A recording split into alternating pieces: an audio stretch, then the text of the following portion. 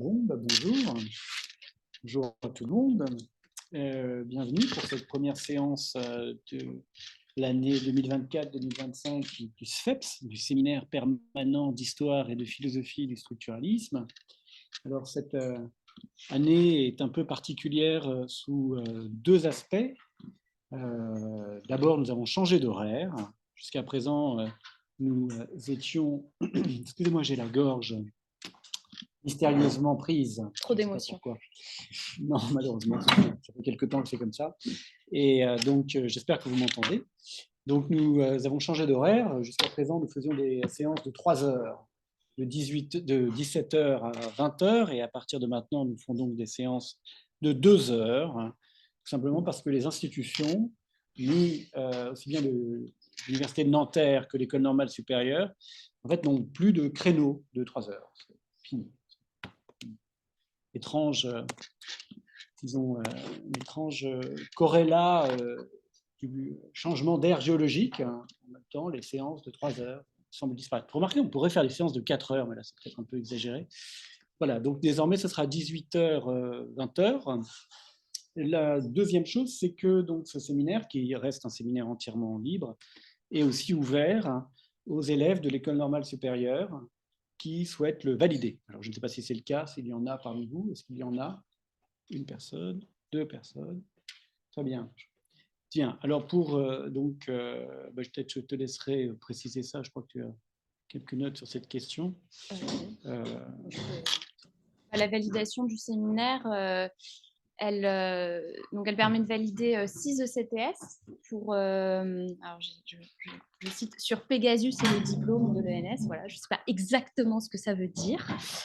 Et que pour les conditions de validation, il faut assister à 12 séances. Je ne sais pas combien on a au total sur l'année. Plus que 12 en tout cas. 18, ouais.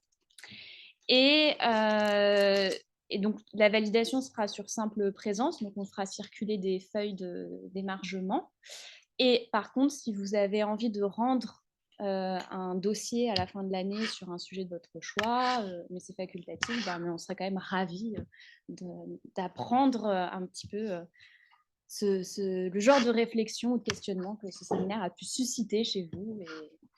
Et voilà. Et qui sait, peut-être un jour, on va faire un site du SFEPS avec toutes sortes de contributions qui pourraient émerger de ces séances. Bien, donc alors, ceci étant dit, je dois d'abord formuler quelques remerciements. D'abord remercier en fait Antoine Debec, le directeur du département art de l'École normale supérieure, qui nous accueille ici. Alors, ce séminaire aura en fait 2 sites. C'est un séminaire bilocal. Il sera ici, à l'École normale supérieure, au 45 rue d'Ulm. Et dans mon souvenir, je peux vérifier ça, mais c'est plus ou moins toujours ici, non? C'est la salle Veil. C'est toujours la salle Veil. Voilà. Et l'autre site, c'est à l'Institut national d'histoire de l'art, dans la galerie Vivienne, à l'INHA. Et dans ce cas-là, je crois que c'est pratiquement toujours dans la petite salle Mariette. Donc, c'est un très joli endroit, c'est à Galerie Vivienne, facile plus facile d'accès qu'ici, il y a moins de contrôle, de barrières, de miradors. Et voilà, donc je crois que c'est la salle Mariette. Tout ça est disponible sur le programme. Par ailleurs, le séminaire est toujours accessible en ligne. Donc, le lien n'a pas changé et a priori ne devrait pas changer. Et voilà. Alors ce séminaire, quelques mots d'abord sur ce séminaire. Donc oui. Il faut, pour obtenir les informations de dernière minute sur le séminaire, s'il y a des changements de salle, d'horaire, etc., il faut s'inscrire à la mailing list SFEPS 2 Pramagroup.s ou pas? Oui, je crois. Ouais. Et c'est .org ou .net? .org.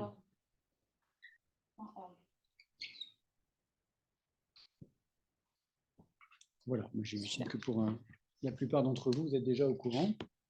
Bien, alors ce séminaire, en fait, existe depuis décembre 2021.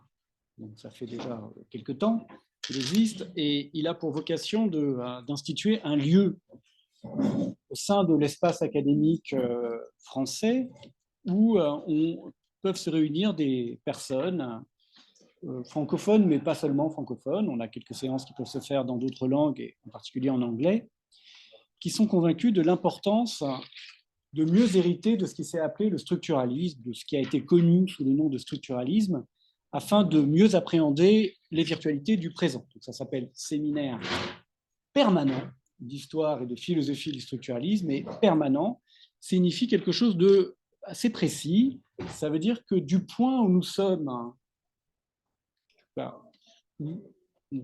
Jeanne et moi, nous avons l'impression d'être, nous voyons se déployer un horizon avec plein de choses qui peuvent arriver. Nous sommes assez sensibles à plein de virtualités, et parmi ces virtualités, nous n'en voyons aucune qui annulerait la pertinence d'une interrogation sur cet événement qui a été le structuralisme.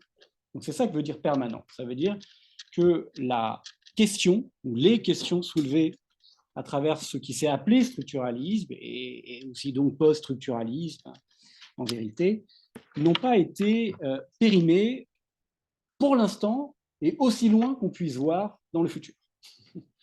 Voilà pourquoi ça s'appelle permanent, et donc ça a vocation à se reproduire tous les ans. Donc ce séminaire, il a un double objectif. D'une part, transmettre une certaine culture structuraliste et post-structuraliste pour aborder les problèmes contemporains de tous ordres, et aussi justement réactiver d'une certaine manière le structuralisme sur un certain nombre de ces problèmes. Donc il est organisé à travers deux séries, une série qui s'appelle une série thématique qui sont des conférences que Jeanne Ettelin et moi-même nous donnons, et une deuxième série qui s'appelle Actualité de la recherche au structuralisme, où nous invitons un certain nombre de personnalités qui ont un lien ou pas avec le thème des conférences de l'année. Donc les conférences changent. La première série des conférences dont je m'étais chargé seul au départ s'appelait Structuralisme dionysiaque et structuralisme standard, et avait pour objectif de rectifier un certain nombre de malentendus sur le structuralisme. Ça aurait pu s'appeler « À quoi a-t-on méconnu le structuralisme ?» C'était le titre de l'article de Gilles Deleuze, très connu, qui s'appelait « À quoi reconnaît-on le structuralisme ?» qu'il avait écrit en 1967, mais publié en 1972. Et je crois que 50 ans après, on pouvait reprendre cet article en disant « À quoi l'a-t-on méconnu ?» en réalité. Donc c'est le fait qu'on ait méconnu le structuralisme est au cœur du pari de ce séminaire, savoir qu'il y a quelque chose de plus dans le structuralisme que ce qui s'est actualisé du structuralisme. La deuxième année ou la deuxième série de conférences a porté l'année dernière sur structuralisme et féminisme. Cette fois-ci, c'est Jeanne et moi qui nous en étions chargés ensemble. Et le thème de l'année sera donc structuralisme et pensée du terrestre ou esthétique du terrestre. L'esthétique du terrestre, c'est plus en direction de notre collaboration avec le département art de l'École normale supérieure. Pensée du terrestre, c'est un petit peu plus général. Et donc voilà le cadre général. Et en même temps, donc, nous avons cette série d'invitations. Alors, comme je l'ai dit, ces invitations ne sont pas toujours liées au thème. Parfois, il s'agit simplement de savoir ce qui se fait aujourd'hui dans le monde autour de la recherche au structuralisme. Et voilà, donc on invite des personnes qui sont susceptibles de nous éclairer sur cette question, mais nous essayons aussi quand même d'associer ça à notre thème de l'année. Alors, peut-être on peut mettre le programme, on ne va pas le détailler, hein, mais on essaye d'entrelarder des séances sur l'actualité du structuralisme et des séances avec des personnalités invitées et des séances où Jeanne Ettelin et moi-même développons notre proposition. Donc, parmi les personnes invitées cette année, il y a la première, je crois, ce sera Eduardo Viveros de Castro, le 4 mars. Ensuite, le 29 janvier, ce sera Catherine Malabou. Puis le 12 février, Frédéric Keck. Puis le 26 mars, Frédéric Aïtouati. Le 7 mai, Jérôme Gaillardet. Et enfin, le 4 juin, Nassim Berhadj et Mathieu Poitrelot. Voilà pour rapidement le programme. Alors donc cette année, en ce qui concerne les conférences, elles vont porter sur la relation entre l'esthétique ou la pensée du terrestre et le structuralisme. Alors, je me lance, c'est ça, et ensuite, je te passe la parole. Bien d'accord. Bien, alors donc ce que je vais essayer de faire aujourd'hui, ce que nous allons faire, c'est une introduction à ce thème et une présentation des raisons qui nous ont amenés à choisir ce thème et ce qu'on voudrait un petit peu tenter à travers cette série de conférences, mais encore une fois, un certain nombre de ces invitations sont en lien avec ce thème de l'année. Alors en fait, il y a deux grands vecteurs, disons, d'introduction de la question. L'un qui va de la Terre à la structure et l'autre qui va de la structure à la Terre. L'un qui va des pensées du terrestre, telles qu'elles s'imposent aujourd'hui, vers une reprise du structuralisme et peut-être d'un structuralisme modifié. Ce sera ma première partie. Et la deuxième partie de cette introduction, ce sera de la structure à la Terre, c'est-à-dire qu'est-ce qui, dans l'histoire du structuralisme même, de manière interne, conduit en fait à une réflexion sur le terrestre et qui sont exigent de manière interne une réflexion sur la Terre. Autrement dit, dans le premier mouvement, l'idée c'est que pour revenir sur Terre, il faudrait devenir structuraliste ou redevenir structuraliste. Et dans l'autre mouvement, c'est plutôt pour être vraiment structuraliste, il faut devenir terrestre. Donc c'est un peu à l'intersection de ces deux mouvements que, pour ma part en tout cas, je vais essayer de présenter un certain nombre de réflexions. J'ajoute d'ailleurs au passage que ce séminaire est libre, ce n'est pas un cours en fait, c'est plutôt un parcours, c'est une aventure.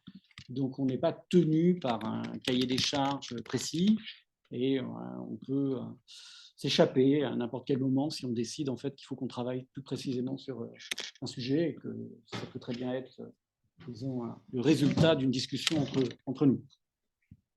Alors commençons d'abord par le premier mouvement de la Terre à la structure, avant ensuite d'aller de la structure à la Terre. Donc pourquoi est-ce que mobiliser en somme concepts ou les concepts associés au structuralisme permettrait de mieux saisir ce qui se joue dans l'éruption de la thématique du terrestre aujourd'hui. Je l'ai dit, ce séminaire s'appelle donc Séminaire permanent d'histoire et de philosophie du structuralisme et il a un rapport avec la question de l'actualité. Il y a l'idée quand même que quelque chose du structuralisme est actuel et ne cesse de redevenir actuel. Il s'agit de montrer la pertinence des outils développés dans l'espace du structuralisme pour aborder un certain nombre de questions contemporaines. Pour celles et ceux qui auraient plus de questions sur cette question du structuralisme, en tout cas comment nous on l'entend, toutes les séances du séminaire jusqu'à aujourd'hui, et celles qui viendront aussi, sont enregistrées et sont en ligne.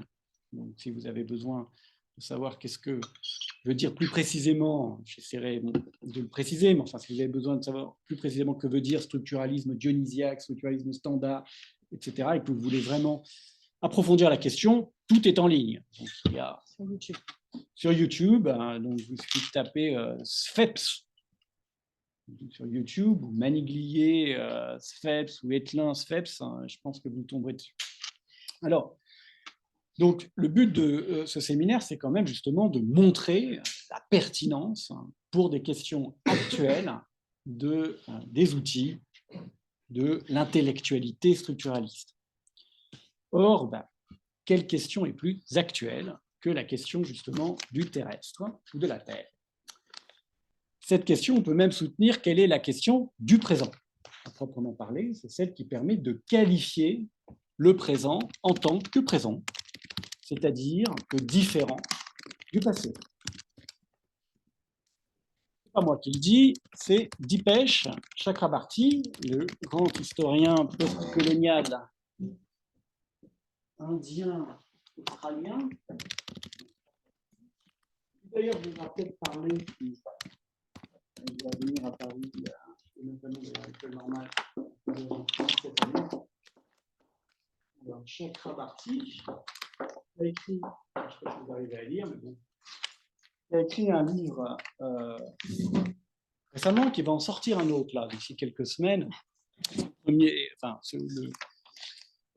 premier livre s'appelait Provincialiser l'Europe, et ça a fait de lui une des grandes figures des pensées post-coloniales. Son deuxième grand livre, en quelque sorte, qui a été traduit l'an dernier, s'appelle Penser le changement climatique. En anglais, c'est The Climate of History. Je ne suis pas tout à fait sûr de la traduction, qui a été publiée chez Gallimard l'année dernière. Pardon, c'est Après le changement climatique, Penser l'histoire. C'est le titre devant moi. C'était donc publié en 2023. Et le livre qui sort bientôt s'appelle Plusieurs mondes. Une seule planète, plusieurs mondes, un truc comme ça. Ça va sortir très bientôt aux presses du CNRS.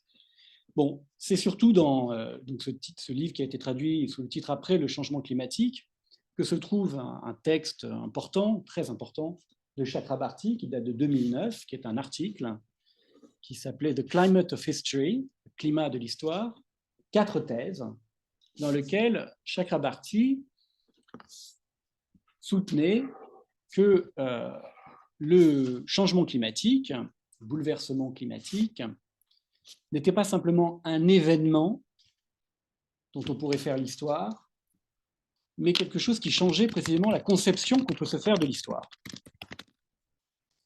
C'est une excellente manière de définir ce que veut dire présent.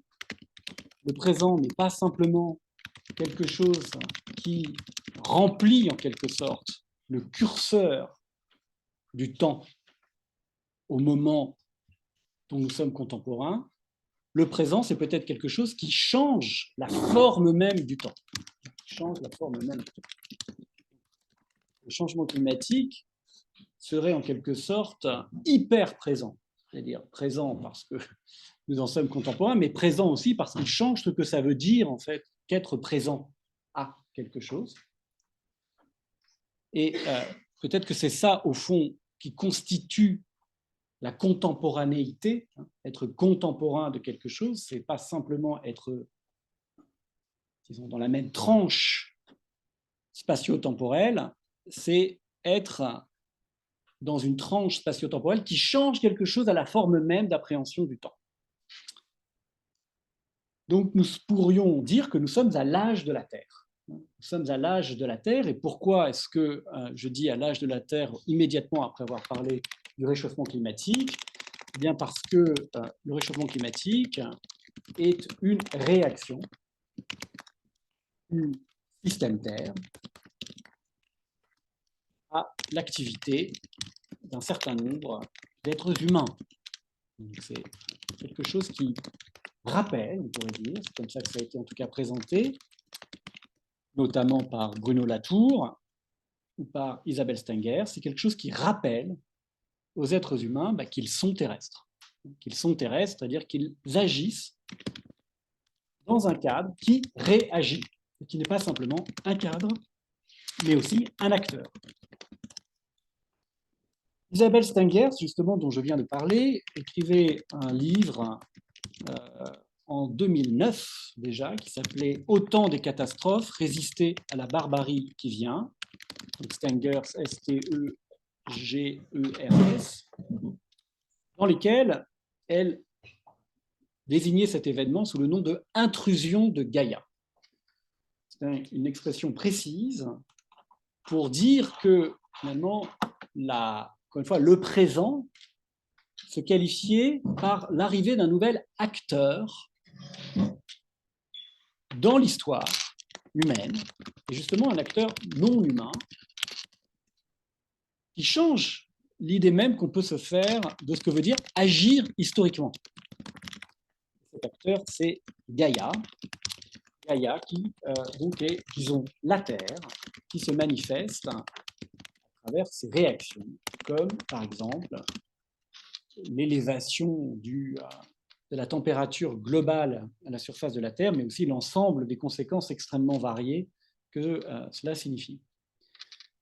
Donc, vous voyez, Latour, Stengers, Chakrabarty, on pourrait dire aussi Viveiros de Castro et Deborah Danowski, dans un article qui s'appelle L'arrêt du temps. L'arrêt du monde. L'arrêt du monde, pardon, L'arrêt du monde, qui a été publié d'abord dans un livre dirigé par Emily H. Je vous mettrai ces références en ligne, j'ai oublié de dire d'ailleurs qu'il y a, mais ça je vous enverrai dans l'email, car vous serez tous et toutes inscrites sur le SFEPS, sur la liste du SFEPS. Donc, bref, un certain nombre de personnes soutiennent que le présent se caractérise dans sa différence avec le passé par l'apparition énigmatique de cette entité qui est le terrestre, de sorte que si on veut comprendre le présent, eh bien, une bonne manière de le faire, c'est d'essayer de comprendre justement qu'est-ce que ça veut dire que la Terre. Alors, c'est une chose que nous avons, disons que nous acceptons, je crois, Jeanne et moi, c'est une caractérisation de l'actualité par justement l'irruption, donc on pourrait appeler le terrestre, pour laisser les choses un peu ouvertes. La Terre, comme si vous savez ce que c'était, le terrestre, au moins, ça a l'air un peu plus énigmatique, dans le champ de nos préoccupations, comme problème. Remarquez peut-être que, pour celles et ceux qui l'ont senti, il y a dans ma manière de présenter les choses une allusion à un texte célèbre de Michel Foucault, qui s'appelle « Qu'est-ce que les Lumières ?», dans lequel Foucault disait de manière notoire que le but de la philosophie, c'était de diagnostiquer le présent. C'est-à-dire justement, alors il ajoutait de faire une ontologie historique de nous-mêmes, de dire ce que nous sommes, l'être du nous. Je crois que la meilleure manière aujourd'hui de faire une ontologie de ce que nous sommes, c'est d'essayer de comprendre ce que veut dire terrestre. En tout cas, ce que nous avons à devenir, la manière dont nous sommes interpellés comme sujets individuels et collectifs, consiste à pointer en nous ce qu'il y a de terrestre. Qu'est-ce que ça veut dire devenir un sujet terrestre ? Je vous présenterai pas mal de choses assez rapidement, évidemment, pendant cette séance, et on y reviendra au cours des séances suivantes. Donc, voilà, quelques mots sur ce point. J'ai mis d'ailleurs sur le site, enfin sur le drive partagé du séminaire, un article que j'ai écrit il y a déjà quelques années, qui s'appelle « One and Many Earths », et c'est sous-titré « The Geological Turn of Anthropology », le tournant géologique de l'anthropologie, dans lequel vous trouverez plus d'arguments en faveur de cette manière de caractériser le présent. C'est un diagnostic du présent. Nous sommes à l'âge de la Terre. Voilà le présent. Alors, si c'est vrai que nous sommes à l'âge de la Terre, si c'est ça l'actualité, bon, est-ce que le structuralisme a quelque chose à nous dire sur justement le terrestre ? Est-ce que nous pouvons gagner quelque chose quant à l'ontologie du terrestre en nous tournant vers le structuralisme ? Évidemment, la réponse, à mon avis, est oui. Et je vois 4 raisons, je vais encore une fois dire assez rapidement, qui seront élaborées déjà tout à l'heure par Jeanne et puis ensuite tout au long du séminaire. 4 raisons pour lesquelles les ressources qu'ils ont élaborées dans l'espace du structuralisme peuvent être au moins utiles pour aborder la question du terrestre, la question du présent. Alors la première, donc je vous le dis peut-être toutes les 4 d'abord, c'est en gros c'est parce que tout simplement l'irruption d'une question fondamentale est toujours une manière de déplacer les cadres intellectuels par lesquels précisément nous pouvons nous poser des questions. La meilleure manière de repérer une vraie question, c'est qu'elle change le style général sur lequel on peut s'interroger. Manière générale de poser des questions. C'est-à-dire qu'elle déplace, en fait, des présupposés apparemment indéracinables qui ont souvent la forme de couples conceptuels ou de dichotomies, d'alternatives conceptuelles. Et j'en vois 4. La première, c'est la relation tout-parti. La question du terrestre, de toute évidence, est liée à la notion de système. Je l'ai dit déjà en passant, le réchauffement climatique est une réaction du système Terre à des activités humaines, on va dire. Elles ne sont jamais que humaines. Et cela pose la question de savoir qu'est-ce que ça veut dire système dans système Terre. C'est une question qui est très débattue au sein précisément de ce qu'on appelle les sciences du système Terre ou les sciences de la Terre qui ne sont pas toujours même d'accord sur l'idée de système tant que tel, non pas simplement sur le contenu à donner au mot système, mais sur le fait de recourir au concept de système. Donc, il y a une question, dès qu'on aborde la Terre comme objet, disons, il y a une question qui porte sur la forme de la systématicité, le genre de totalité qu'est la Terre. Et évidemment, sur ce point, eh bien, le structuralisme a beaucoup à dire. Donc, le structuralisme implique une réflexion sur la notion de système. C'est peut-être la définition nominale la plus simple qu'on peut donner d'une structure, c'est la forme d'un système. Un certain type de système qui est structuré, voire peut-être tous les systèmes. Donc ça, c'est le premier point. Donc il y a un retour, si vous voulez, de la réflexion sur la systématicité. Et en fait, si vous regardez bien, ce retour du système est très général.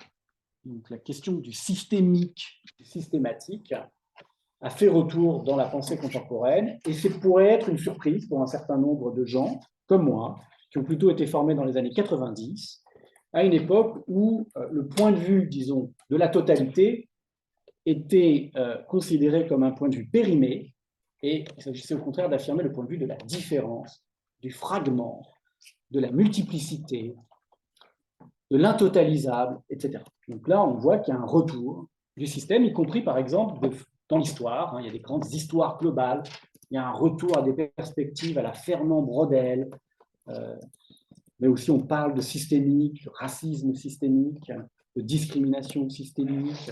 Il y a du systémique partout. Donc ça, c'est le premier point de jonction, en quelque sorte. Donc, si vous vous intéressez à la Terre, bon, il y a quand même des raisons de penser que peut-être des ressources développées dans l'espace du structuralisme pourraient être utiles pour comprendre le genre de totalité qu'est la Terre et le genre d'articulation tout parti que la Terre implique.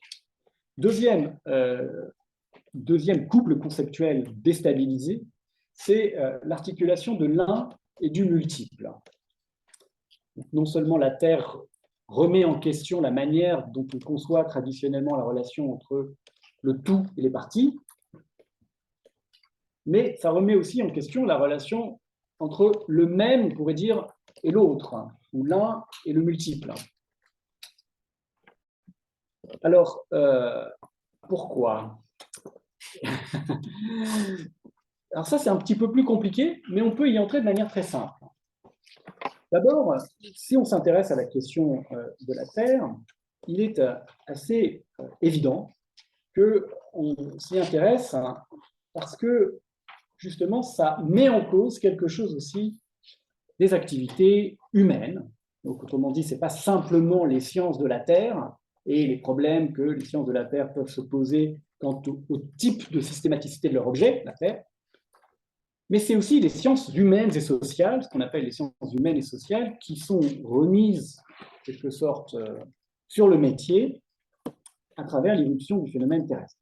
On ne comprendra rien à l'actualité de la Terre si on n'a pas une bonne théorie des phénomènes humains, sociaux, culturels, comme vous voudrez les appeler. Et un petit symptôme de ça, c'est bien entendu le mot anthropocène. Parler d'anthropocène pour qualifier le présent. J'ai dit l'intrusion de Gaïa, c'est tout à fait juste, mais un autre mot circule qui est le mot anthropocène.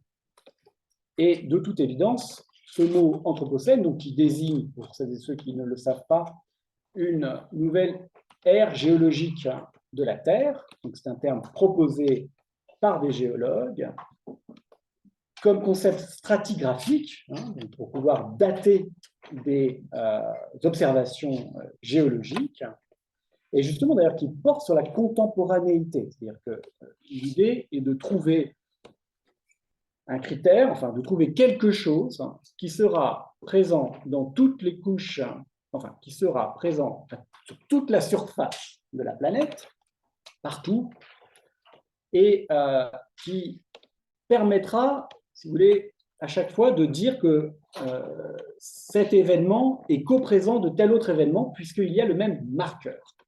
Et le marqueur en question, c'est la présence d'activité humaine, anthropos. Donc l'idée, c'est que des géologues du futur, quand ils observeront les sédiments de la planète, pourront savoir que là où ils ont creusé, c'est en fait contemporain d'un autre événement qui a lieu tout à fait ailleurs, parce qu'il y a le même marqueur, qui est le marqueur d'une présence, d'une entité qui s'appelle anthropos, qui a eu lieu à ce moment-là. Donc ce terme, proposé par un géologue qui s'appelle Crutzen, a été, peut-être vous avez suivi cette affaire, a été longuement débattu par les géologues et par en fait, la commission stratigraphique de la Société internationale de géologie, qui a abouti en mai dernier à la conclusion que finalement, ils ne souhaitaient pas retenir ce terme comme outil stratigraphique. Il y avait beaucoup de débats pour savoir quel était le bon marqueur. Le meilleur marqueur qui était en fait proposé, c'était celui d'indice de radioactivité, parce que là, il y en a vraiment partout. Et donc, ça voulait dire à partir de 45, parce que c'est là que commencent les tests nucléaires, qui faisaient qu'on pouvait trouver des indices d'un événement, d'un changement, et que des géologues de dans 1 million d'années pourront dire, là, en fait, il y a les mêmes marqueurs à différents endroits. Bon, en fait, à la suite d'un débat, et en fait, ce débat n'est pas terminé d'ailleurs, les géologues ont dit, finalement, non, ce n'est pas un concept pertinent d'un point de vue stratigraphique. Ça a suscité pas mal de remous, mais je tiens à réfuter quand même d'entrée une interprétation qui a été faite de cette décision, qui consistait à dire, vous voyez bien, en fait, l'anthropocène, c'est juste un concept idéologique que les gens des sciences humaines et sociales ont adoré utiliser, et surtout parce que, en fait, il était un concept critique pour dire à quel point notre monde était terrible, mais en fait, il n'a aucune pertinence scientifique. Autrement dit, il n'y aurait pas de différence fondamentale entre le passé et le présent, au point qu'on pourrait caractériser le présent par le passage à une nouvelle ère géologique. Okay, donc ça, c'est vraiment un marqueur de contemporanéité très fort, si on change carrément d'ère géologique. Bon, en fait, la justification que la Commission a donnée ne va pas du tout dans ce sens-là. Au contraire, ils disent, en fait, l'événement dont il est question, auquel donc, nous sommes contemporains, est si varié et si profond qu'il n'est pas véritablement comparable à un changement d'ère géologique, mais il est comparable à un événement comme la grande oxygénation qui a eu lieu, en fait, il y a 2,5 milliards d'années, dans laquelle les bactéries, en fait, ont inversé leur consommation et au lieu donc de consommer l'oxygène, différentes choses, à vrai dire, par exemple, et de rejeter du méthane, se sont mis en fait à consommer du carbone et à rejeter de l'oxygène, ce qui a produit en fait une planète avec un taux d'oxygène anormal, comme est notre planète Terre.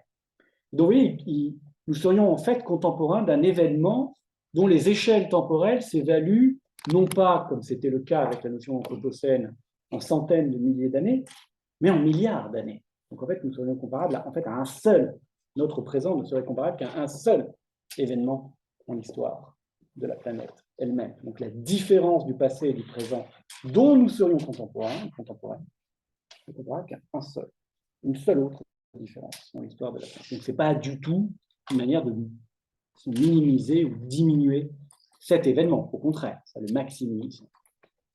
Quoi qu'il en soit, cette réflexion sur l'anthropocène permet de voir que la Terre dont il est ici question, qui fait intrusion dans l'histoire humaine, n'est pas un phénomène uniquement naturel, c'est-à-dire non humain, qui précéderait en quelque sorte toute éternité, en tout cas qui précéderait les activités humaines, mais bien un effet des activités humaines. Et que donc on ne peut le comprendre que si on comprend quelque chose de ces activités. Donc ici, les sciences humaines et sociales sont nécessaires pour comprendre la Terre. Autrement dit, vous ne pourriez rien comprendre à la géologie des Alpes si vous n'avez pas des outils pour comprendre les transformations de l'économie chinoise. Et donc, ça, ce n'est pas la géologie qui vous les donne, c'est l'économie ou les sciences sociales. Donc, dans les sciences de la Terre, il y a les sciences humaines et sociales.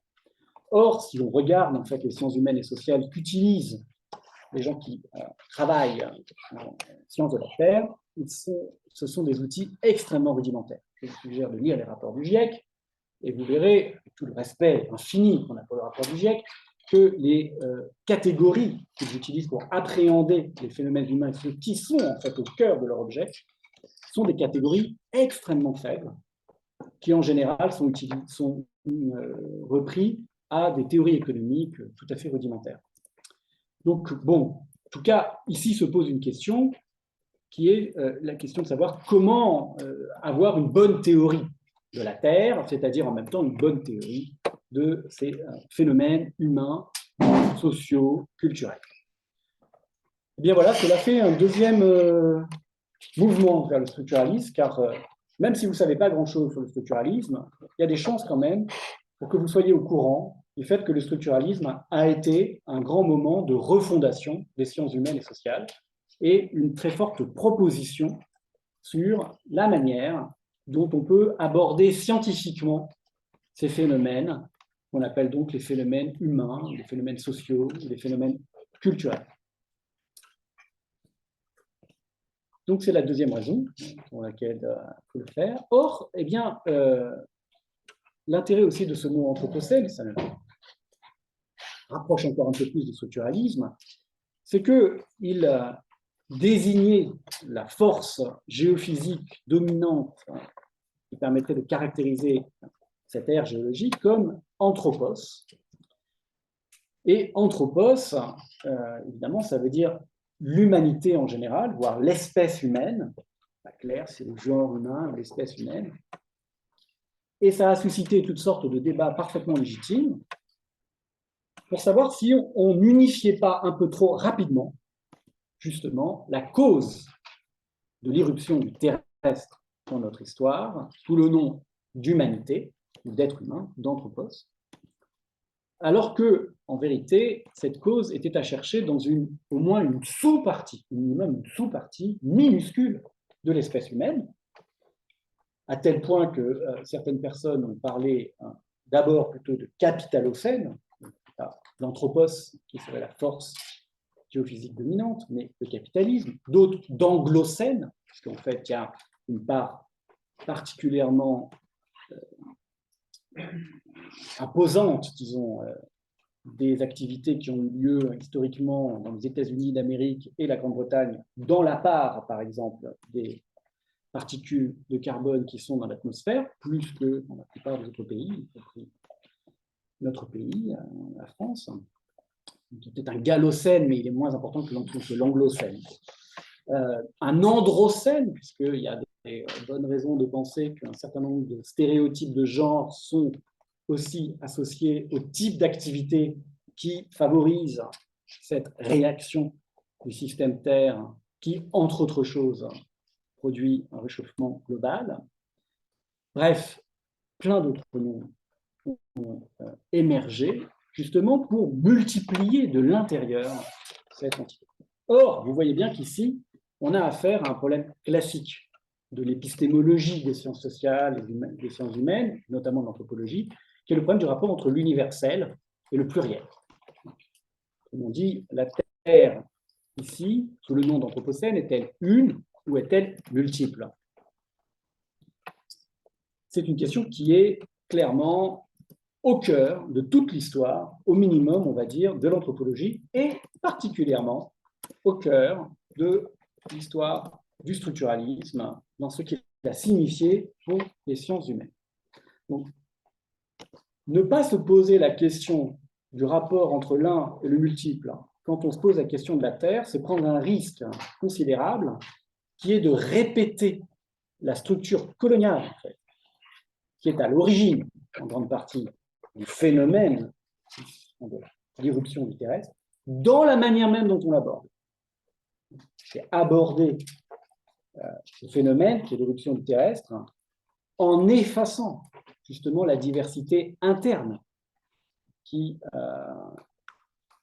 se cache sous elle. Donc, est-ce qu'on peut concilier à la fois l'unité de la Terre sans laquelle il n'y aurait pas lieu de s'inquiéter, c'est-à-dire que cette unité a la forme d'une unicité, comme disent les militants et les militantes, il n'y a pas de planète B, c'est l'unicité de la Terre, il n'y en a pas d'autre, autrement dit, c'est le problème de sortir de la Terre, de se projeter en dehors de la Terre. Bon, moi j'ai des thèses assez précises sur lesquelles je reviendrai peut-être sur ça, mais en gros l'idée, c'est que pour moi, c'est que c'est un différentiel de vitesse. C'est-à-dire que le temps qu'il faudra à Elon Musk pour se projeter sur Mars est plus long que le temps que ça prendra aux activités humaines telles qu'elles sont aujourd'hui, quelle que soit la manière dont on les caractérise, pour détruire les conditions de possibilité qui permettent à Elon Musk de partir en dehors de la Terre. Donc, il y a un problème de différentiel de vitesse. Donc, ça veut dire qu'il n'y a qu'une seule Terre. Okay, ça ne veut pas dire qu'elle est la même partout, mais qu'elle est unique. Elle est unique, sans quoi il n'y aurait pas de problème, mais en même temps, elle est multiple. Comment se concilier les deux? C'est là où les ressources du structuralisme, on essaiera de le montrer, peuvent être utiles. En particulier, un concept qui est mon concept chéri, qui est le concept de groupe de transformation, qu'utilise Claude Lévi-Strauss, qui est en fait synonyme du mot de structure. Qu'est-ce que c'est qu'une structure pour Lévi-Strauss? Eh bien, en fait, c'est un système de variantes. Donc, en fait, il n'y a pas, si vous voulez, il y a à la fois, quand il y a des variantes, comme le mythe d'Oedipe et ses variantes, il n'y a pas, dit Lévi-Strauss, d'un côté, le mythe d'Oedipe, qui serait une sorte de noyau de motifs mythiques récurrents dans toutes les variantes, et puis d'un autre côté, ces variantes qui seraient caractérisées par des petites contingences supplémentaires qui s'ajouteraient à ce noyau. Non, ce qui fait l'unité du mythe d'Oedipe, c'est la matrice des différences entre les variantes. Il n'y a pas une unité du mythe au-dessus de la pluralité des variantes. Il y a un principe, une matrice de divergence. Ce qui fait l'unité, c'est justement l'ensemble des différences entre les variantes. Ce qui fait tenir ensemble les variantes, c'est précisément ce qui en même temps les fait différer les unes des autres. Cette intuition, à la fois simple et profonde, compliquée, en vérité, insondable à mon avis, me semble un des plus précieux outils pour aborder le problème du terrestre aujourd'hui. Et notamment le problème politique, de savoir, en quelque sorte, quel sujet peut répondre à cette interpellation que l'éruption de Gaïa ou l'éruption du terrestre présente à qui veut l'entendre, en fait. Eh bien, ce sujet ne peut être ni homogène, ni simplement fragmentaire, dispersé. Il doit être à la fois unique et multiple. Voilà le problème. C'est un problème qui est au cœur, par exemple, de la réflexion de Dipesh Chakrabarty, notamment une des raisons du titre de son prochain livre, One Planet, Many Worlds. Donc, ce sera une des thèses que je essaierai de défendre. Enfin, en tout cas, c'est ça que j'aimerais bien moi creuser, c'est-à-dire en quoi le structuralisme peut nous aider à comprendre la Terre. En gros, c'est quoi la structure Terre? Donc, j'ai la conviction très radicale que la Terre ne peut être décrite que sous la forme d'un groupe de transformation. Il y a plusieurs terres qui coexistent virtuellement comme un ensemble de variantes. Donc ça, c'est le deuxième. Donc, le premier, je rappelle, c'est tout est parti. Le deuxième, c'est un et multiple, mais aussi, à vrai dire, vous voyez bien, nature et culture, puisqu'on a tendance à mettre l'unité du côté de la nature. Il n'y a qu'une seule manière de décrire la Terre comme réalité géophysique, mais plusieurs manières de cela représenter d'un point de vue culturel, donc unité de la nature, diversité des cultures, unité de la réalité de l'objet Terre, mais diversité des représentations de la Terre, donc aussi unité du discours vrai sur la Terre, qui serait celui des sciences de la Terre, mais diversité des manières de se représenter ce qui nous rassemble et nous divise sous la Terre ou dans la Terre, comme par exemple les différentes cosmologies qui appréhendent des phénomènes comme celui du réchauffement climatique. Et j'en prendrai un exemple, que je vous signale tout de suite, sur lequel je reviendrai, qui est l'exemple de David Kopenawa, dans un livre qu'il a coécrit avec Bruce Albert. Donc Kopenawa est un chaman amazonien, Yanomami plus précisément, dans l'Amazonie brésilienne, et qui a écrit donc un livre magnifique qui s'appelle La chute du ciel, avec un anthropologue français qui s'appelle Bruce Albert, donc qui est pour moi disons un deuxième point d'entrée. Il y a Lévi-Strauss et Kopenawa, et avec ça, on va peut-être commencer à réfléchir un peu à ce que pourrait être une terre structure. Donc Kopenawa, il développe en fait on y reviendra, il développe toute une prophétie en fait. Il a une vision, au sens fort d'une vision, une vision chamanique de ce qu'est la Terre, qui ne correspond pas exactement à ce que dit le GIEC, mais qui se superpose. Et ce que je voudrais soutenir, c'est que la Terre, la vraie Terre, n'est pas le discours des sciences de la Terre tel que le GIEC notamment la défend.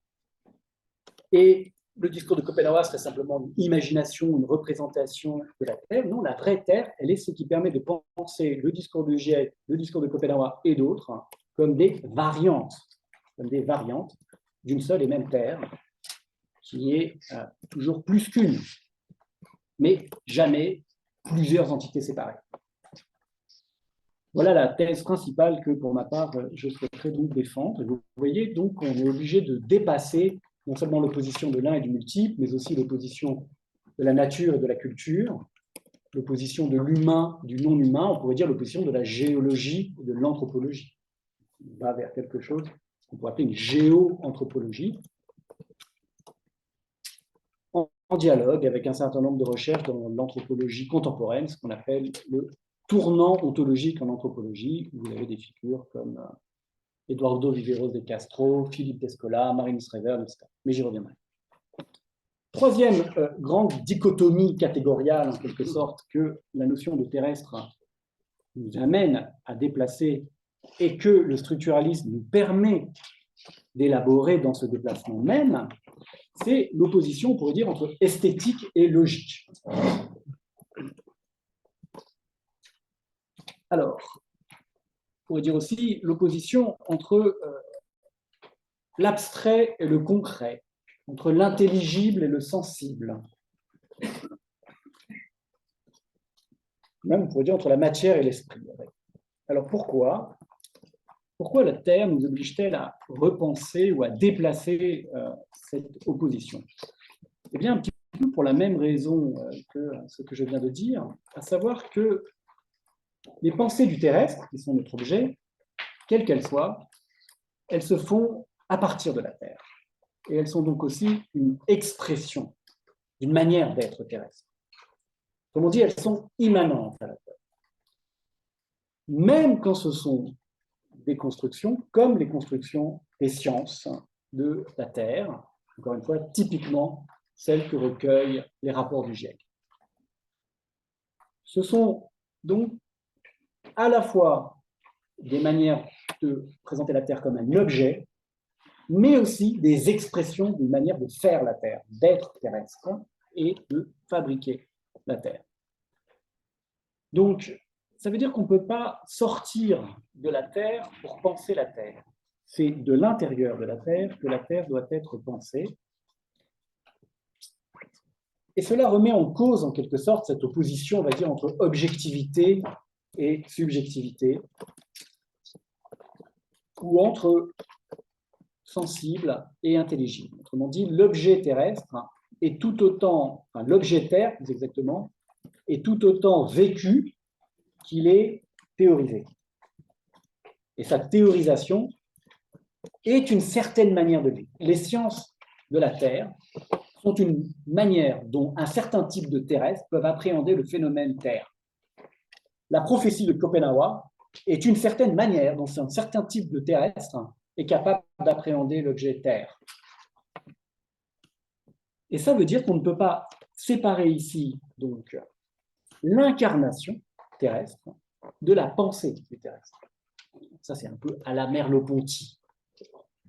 Celles de ceux à qui ça dit quelque chose, il y a une incarnation en fait, forcée en quelque sorte de la pensée du terrestre. Le terrestre, justement parce qu'il a cette dimension d'unicité, il vous empêche de sortir de lui, et qui vous empêche d'avoir un point de vue de nulle part sur lui. Bon, ben, cette immanentisation forcée de la pensée du terrestre dans son objet même veut dire en fait qu'on ne peut pas séparer le sentir de la Terre du penser de la Terre.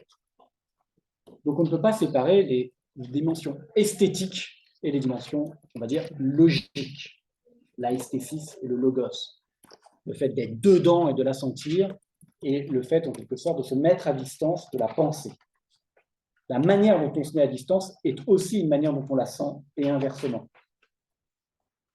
Alors ça, c'est, je crois, quelque chose d'important aussi d'un point de vue politique. C'est-à-dire que un des enjeux du présent, ça va être de savoir de quelle manière on rend la Terre sensible, perceptible.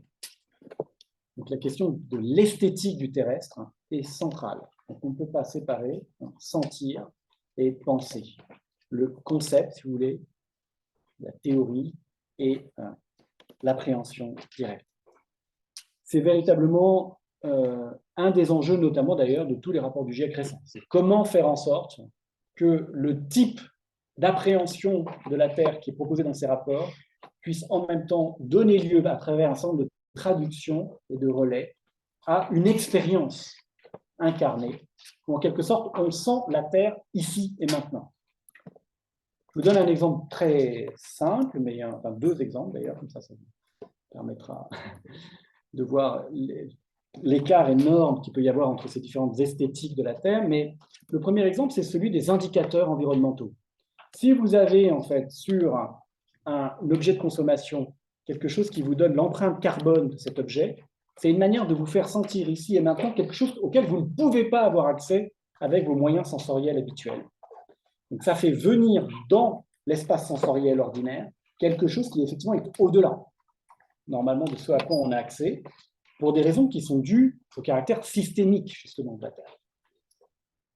Bien, mais à vrai dire, si vous savez lire un certain nombre de signes, vous verrez par exemple que la présence ou l'absence de certaines espèces dans certaines régions, par exemple la présence du moustique tigre dans des latitudes très septentrionales, est un indicateur en fait d'un changement global, pas d'un changement local, mais d'un changement global.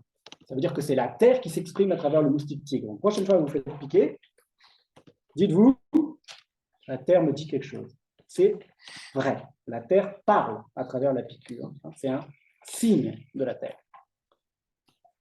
Voilà les raisonnements. Encore une fois, j'y reviendrai. Quel rapport avec le structuralisme? Eh bien, il y a un rapport aussi profond avec le structuralisme, c'est que le structuralisme, vous pouvez ne pas savoir grand-chose sur le structuralisme, mais probablement, j'imagine que vous savez que le structuralisme a à voir avec l'accent mis sur la catégorie de signes et le concept de symbolisme ou de symbolique.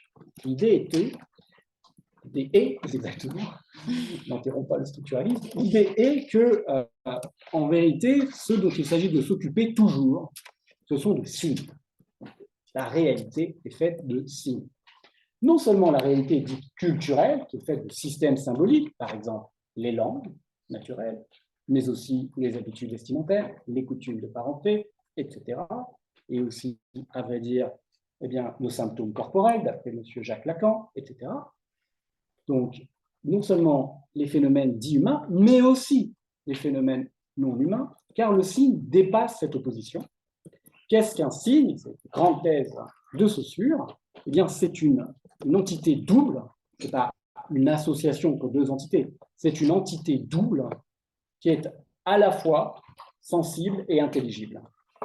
Saussure dit que c'est une pensée-son à propos de la langue, donc c'est une synesthésie.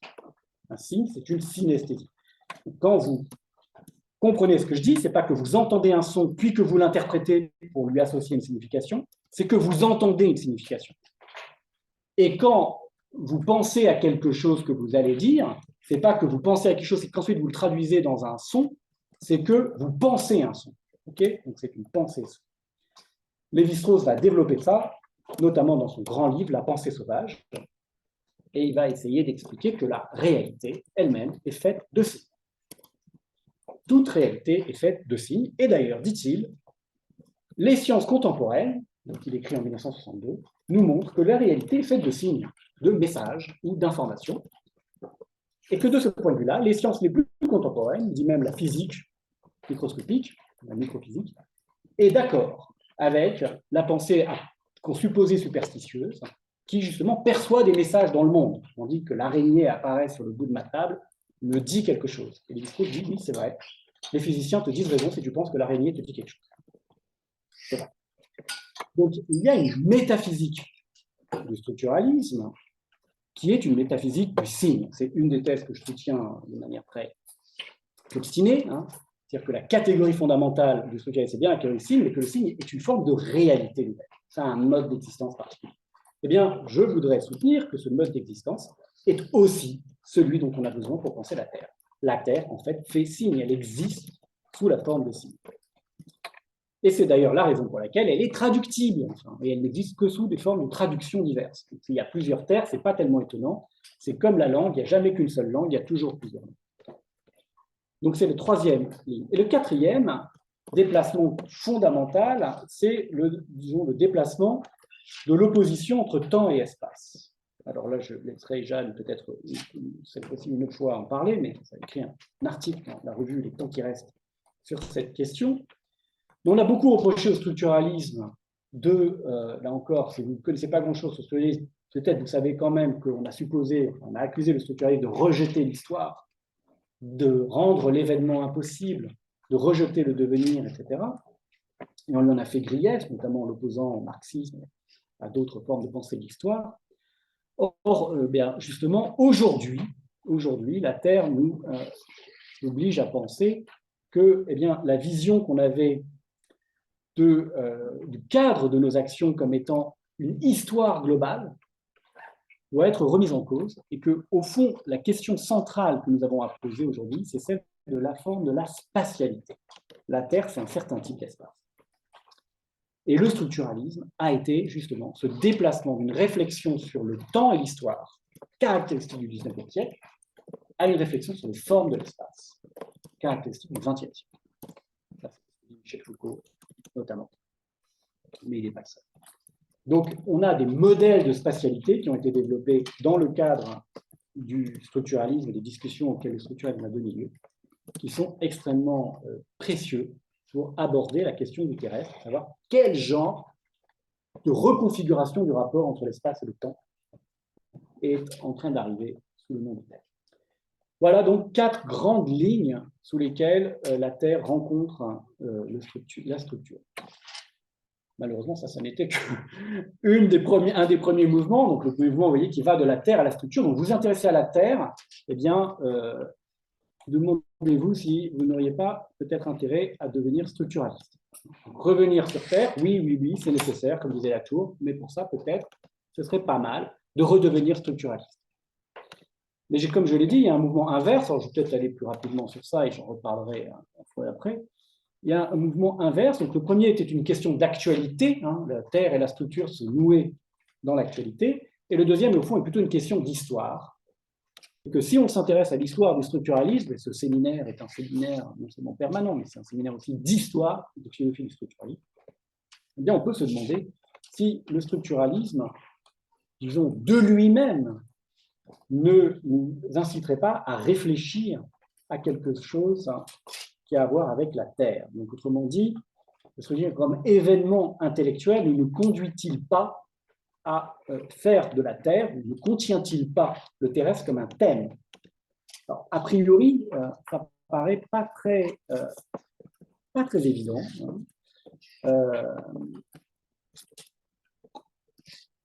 Parce que c'est plutôt l'inverse. On a plutôt l'impression, si vous voulez, que le structuralisme a été étranger à toute réflexion écologique et que le structuralisme est plutôt lié à ce grand moment d'enthousiasme que Bruno Latour dirait complètement hors sol, qui est le moment, il faut dire, de la modernisation.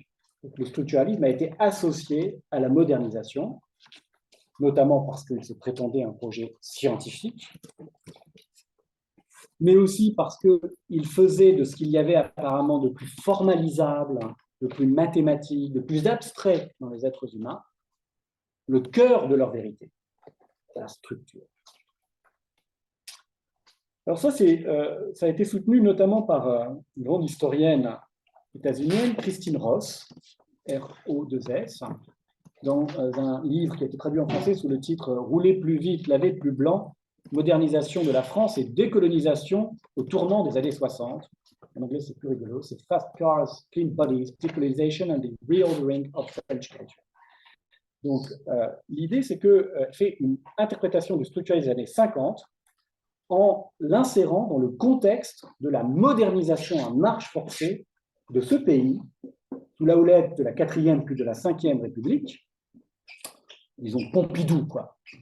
Pompidou, le président, et Pompidou, le centre. Pompidou. Donc, le structuralisme serait en fait une forme très exaspérée de modernisme.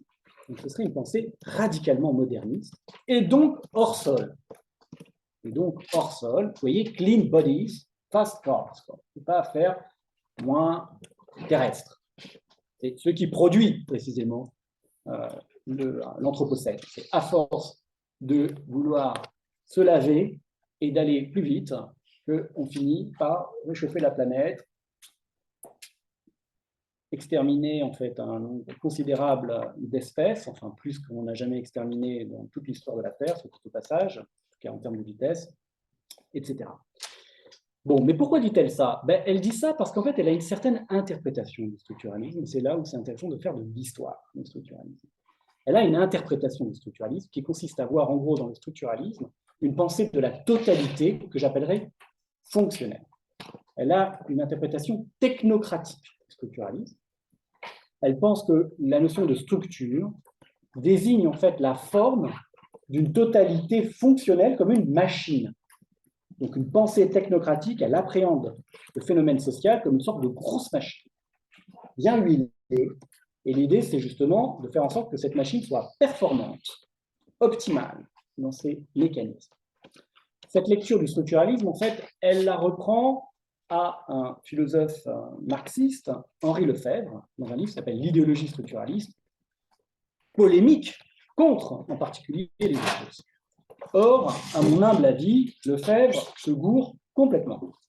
Il n'a pas bien lu Lévi-Strauss, ni non plus Saussure, ni en fait personne des gens qui citent, et il y a ici un problème, disons, de lecture. Donc là, on peut se demander s'il n'y a pas, disons, un travail à faire de réévaluation historique de la signification du structuralisme dans cette histoire qui est celle de la modernisation. Est-ce que le structuralisme était un phénomène moderne ou est-ce que c'était un phénomène, disons, paramoderne, anti-moderne, hyper-moderne, enfin bref, post-moderne? Quel est le statut? On suis un spécialiste, une thèse sur la question du rapport entre Lévi-Strauss et la modernité. Cette question est centrale, en fait, à cette affaire. Alors, quelques rectifications élémentaires que je voudrais faire sur l'histoire du structuralisme et qui donnent un peu le cadre. Premièrement, je crois que la distinction entre structuralisme et post-structuralisme n'a pas de fondement. Et ça change beaucoup de choses. Si vous mettez ce qu'on a mis dans le post-structuralisme à l'intérieur de l'espace du structuralisme, c'est une des choses que j'ai soutenues à travers des conférences antérieures, vous voyez bien qu'un certain nombre de ces autrices et de ces auteurs sont en fait pas du tout incompatibles avec les pensées écologiques contemporaines. Au contraire, ils sont totalement précurseurs. Je pense à des gens comme Michel Serres, je pense à des gens comme Félix Guattari, je pense à des gens comme Donna Haraway, grande figure, on va dire, du post-structuralisme et aussi de la pensée du terrestre d'aujourd'hui, et bien d'autres. Donc, il y a là, si on arrête de croire à cette distinction factice, à mon avis, déjà, on complique l'histoire. Ça, c'est le premier point. Le deuxième point, c'est que, il faut quand même lire, en fait, y compris les auteurs les moins romantiques du structuralisme. C'était une expression que Deleuze utilisait pour désigner Lévi-Strauss, le moins romantique des structuralistes. À mon avis, il est hyper romantique, le Lévi-Strauss en question, puisque, en fait, comme je l'ai dit tout à l'heure, lui, il soutient qu'en fait, le monde est fait de signes. La réalité intrinsèque, vous parle. C'est très romantique. Et qu'il n'y a pas de distinction entre logique et pré-logique, moderne et pré-moderne, et que la vérité, en fait, ne sera acquise que si on comprend justement, que si on suit en quelque sorte les gens comme les Yanomami, les Maoris, etc. Surtout, s'il est vrai que Lévi-Strauss a commencé une partie de son œuvre en opposant nature-culture, quasiment la totalité, et après 1951, de l'œuvre de Lévi-Strauss, c'est une énorme critique de l'opposition entre nature et culture. Et ce n'est pas pour rien que ce sont un certain nombre d'élèves, disons, de Lévi-Strauss, comme Philippe Descola ou Eduardo de Castro, qui ont porté aussi cette réflexion sur le terrestre dans la culture intellectuelle contemporaine. Donc ce sera un enjeu aussi, de choses que je voudrais montrer. Lévi-Strauss, ami de la Terre. Lévi-Strauss, ami de la Terre. Et il y a un certain nombre de textes qui en témoignent clairement.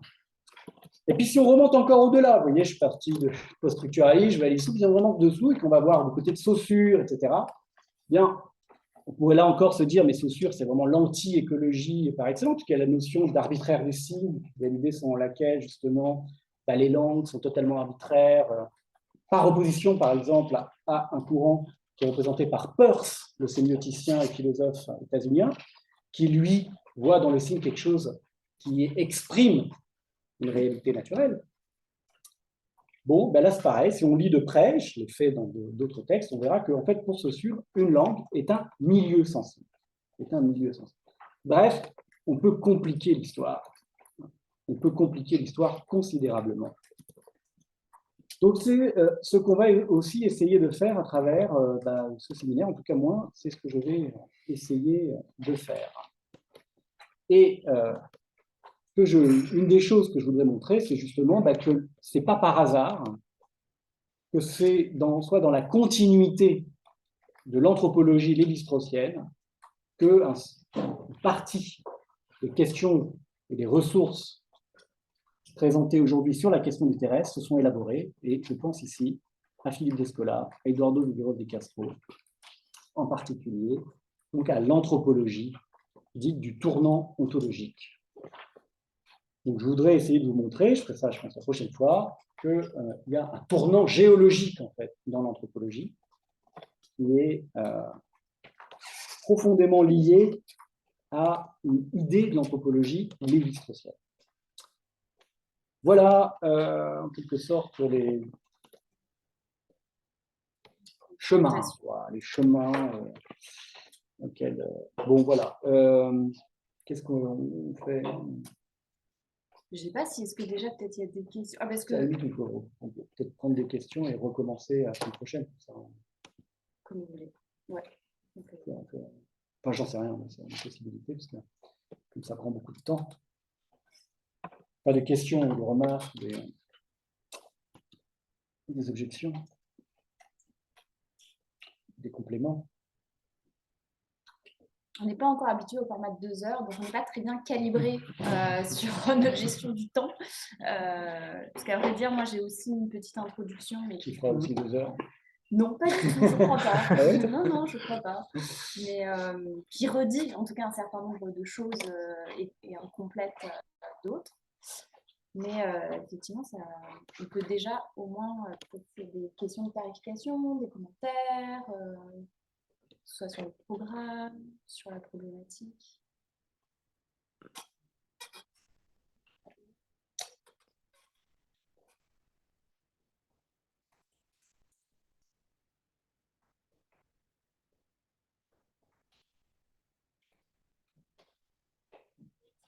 Sinon, moi j'attaque, il n'y a pas de problème. Il ne faut pas nous laisser, hein, parce que sinon on parle tout seul. Hein. Vous n'avez pas envie de parler. Ouais. Il y a Quentin qui a envie de dire quelque chose. Quentin Bader. J'avais quand même une question sur un moment, enfin, je ne sais plus comment tu l'as dit, mais il y a cette idée qu'il y a une seule terre, on ne peut pas vraiment la quitter, qu'il faut penser ça, il faut penser ce que la Tour appelle le fait qu'on est confiné sur la terre. Et je pense à un philosophe comme Frédéric Mérard, parce qu'il parlait justement de la Terre qui fait signe. Il a écrit un article d'ailleurs intéressant qui s'appelle L'expérience planétaire. Il a analysé un film qui s'appelle Contact, qui montre que dedans il y a une expérience de ce qu'il appelle le planétaire. Et son œuvre, c'est quand même de développer l'idée quand même, il faut en passer, il faut essayer quand même de sortir de la Terre, et par des ressources évidemment qui ne sont pas celles d'Elon Musk, par des ressources artistiques, par l'afrofuturisme, etc., avec l'idée que d'une certaine manière, il y a des gens qui ont toujours été en quelque sorte expulsés de la Terre, et que ces gens ont à nous apprendre quelque chose sur justement comment repenser la Terre, etc., mais à partir d'une pensée du cosmos. C'est peut-être une question pour au-delà du séminaire, c'est une question que j'aurais posée en fin d'année, et je la pose en début d'année. Comment est-ce qu'on est vraiment, enfin, comment penser cette situation de confinement? Est-ce que ça veut dire que on doit écarter la pensée du cosmique ou du cosmos, ou de quelle manière est-ce qu'on la réintègre, comme dit Chakravarti, effectivement en pensant la situation de la Terre, par comparaison avec d'autres planètes, comment on intègre ça, avec l'idée en même temps qu'on est confiné sur la Terre et qu'on ne peut pas la quitter. Oui, ça dépend comment on pense cette histoire de confinement. Si on la pense comme une sorte de familiarité pratique, justement, pour le coup, c'est un peu les limites du merleau-pontisme. Si on les pense comme une sorte de familiarité pratique qui fait qu'on est en quelque sorte ajusté à la Terre, alors je ne dirais pas que nous sommes confinés sur la Terre, en ce sens-là. Je crois qu'au contraire, la Terre est ce qui nous est étranger, en fait. Ce qui fait que l'on est étranger, en vérité, sur la Terre. Et j'y reviendrai justement quand je parlerai de nos histoires de tournant géologique de l'anthropologie. Et de ce point de vue-là, d'ailleurs, c'est intéressant de voir que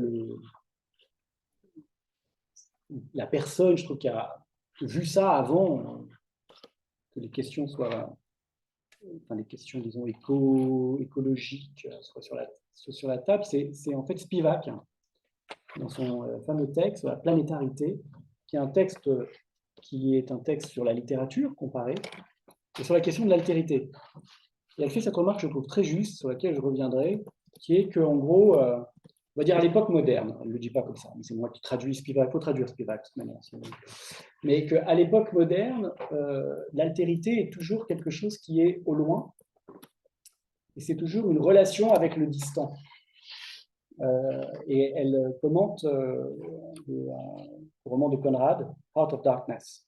Donc, il faut aller loin, profondément dans le cœur des ténèbres, pour rencontrer l'altérité radicale. Alors que, dit-elle, dans un contexte, alors on va dire post-colonial, justement, où on ne croit plus que la différence soit une différence en quelque sorte extensive, étendue, quoi, sur des distances géographiques, mais où il y a un mélange. C'est de là qu'elle vient, c'est plutôt une réflexion sur la globalisation, le fait que le monde a été fermé, en fait, c'est ça qui lui permet d'arriver à cette idée-là.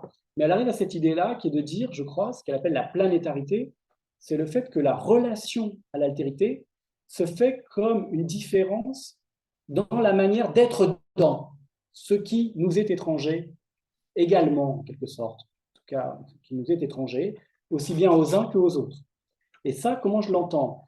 Je l'entends, et ça, c'est une des raisons, à mon avis, pour lesquelles c'est l'anthropologie qui a été un des vecteurs les plus déterminants pour l'irruption du terrestre, c'est que tout simplement, il n'est pas nécessaire aujourd'hui de se déplacer réellement, physiquement, sur la surface terrestre pour envahir, en fait, et détruire les conditions d'habitabilité de semblables différents, ou de dissemblables, disons, très éloignés. Il suffit de prendre sa voiture, de prendre sa douche, enfin bref, de faire sa petite vie dans son coin. Ça, c'est un phénomène que j'ai appelé le phénomène des empiètements. Je suis assez fier, c'est le seul concept que Latour m'a repris, donc je suis très fier, justement d'ailleurs dans son livre Où suis-je, et c'est l'idée selon laquelle en fait la Terre se manifeste d'abord dans ces phénomènes d'empiètement, c'est-à-dire de délocalisation, disons de déstabilisation des rapports de proximité et des distances. Je suis quelque part, je crois que j'occupe le lieu que j'occupe, et en réalité, je suis en train de détruire les conditions d'habitabilité d'un autre espace, typiquement, par exemple, de faire monter les eaux qui vont faire disparaître un atoll d'un État aussi, dans le Pacifique. Okay, donc ça veut dire que ma manière de rencontrer l'autre, c'est ma manière d'être dans le système terrestre. Donc on se marche les uns sur les autres parce qu'on est pris dans des processus géophysiques et que ces processus géophysiques ne sont pas commensurables à nous. C'est-à-dire qu'il y a une dimension dans la réponse, on va dire, de la Terre à nos actions, qui n'est pas a priori prévisible. On n'a pas été fait, du point de vue évolutif, pour s'ajuster en quelque sorte à notre agentivité terrestre. Donc il y a quelque chose d'étrange dans notre condition terrestre, en fait. Donc moi je répondrais comme ça, mais je n'ai pas lu cet article de Frédéric. Toi, je sais que tu le connais mieux, donc peut-être tu peux compléter.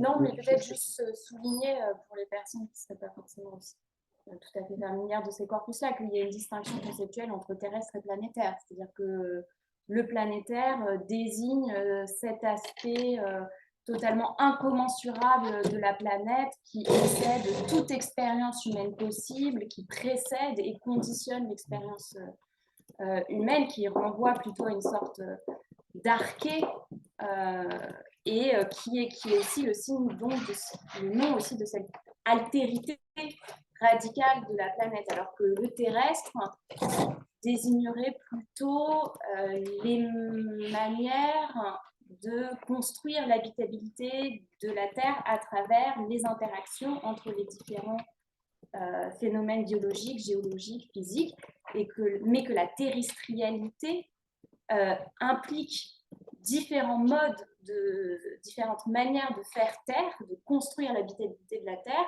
qui peuvent coexister, qui peuvent diverger, qui peuvent entrer en conflit. Après, la question, c'est est-ce que la planète, c'est l'ensemble de ces manières de terrestrialiser, de faire terre, disons pas terre au sens de silencer,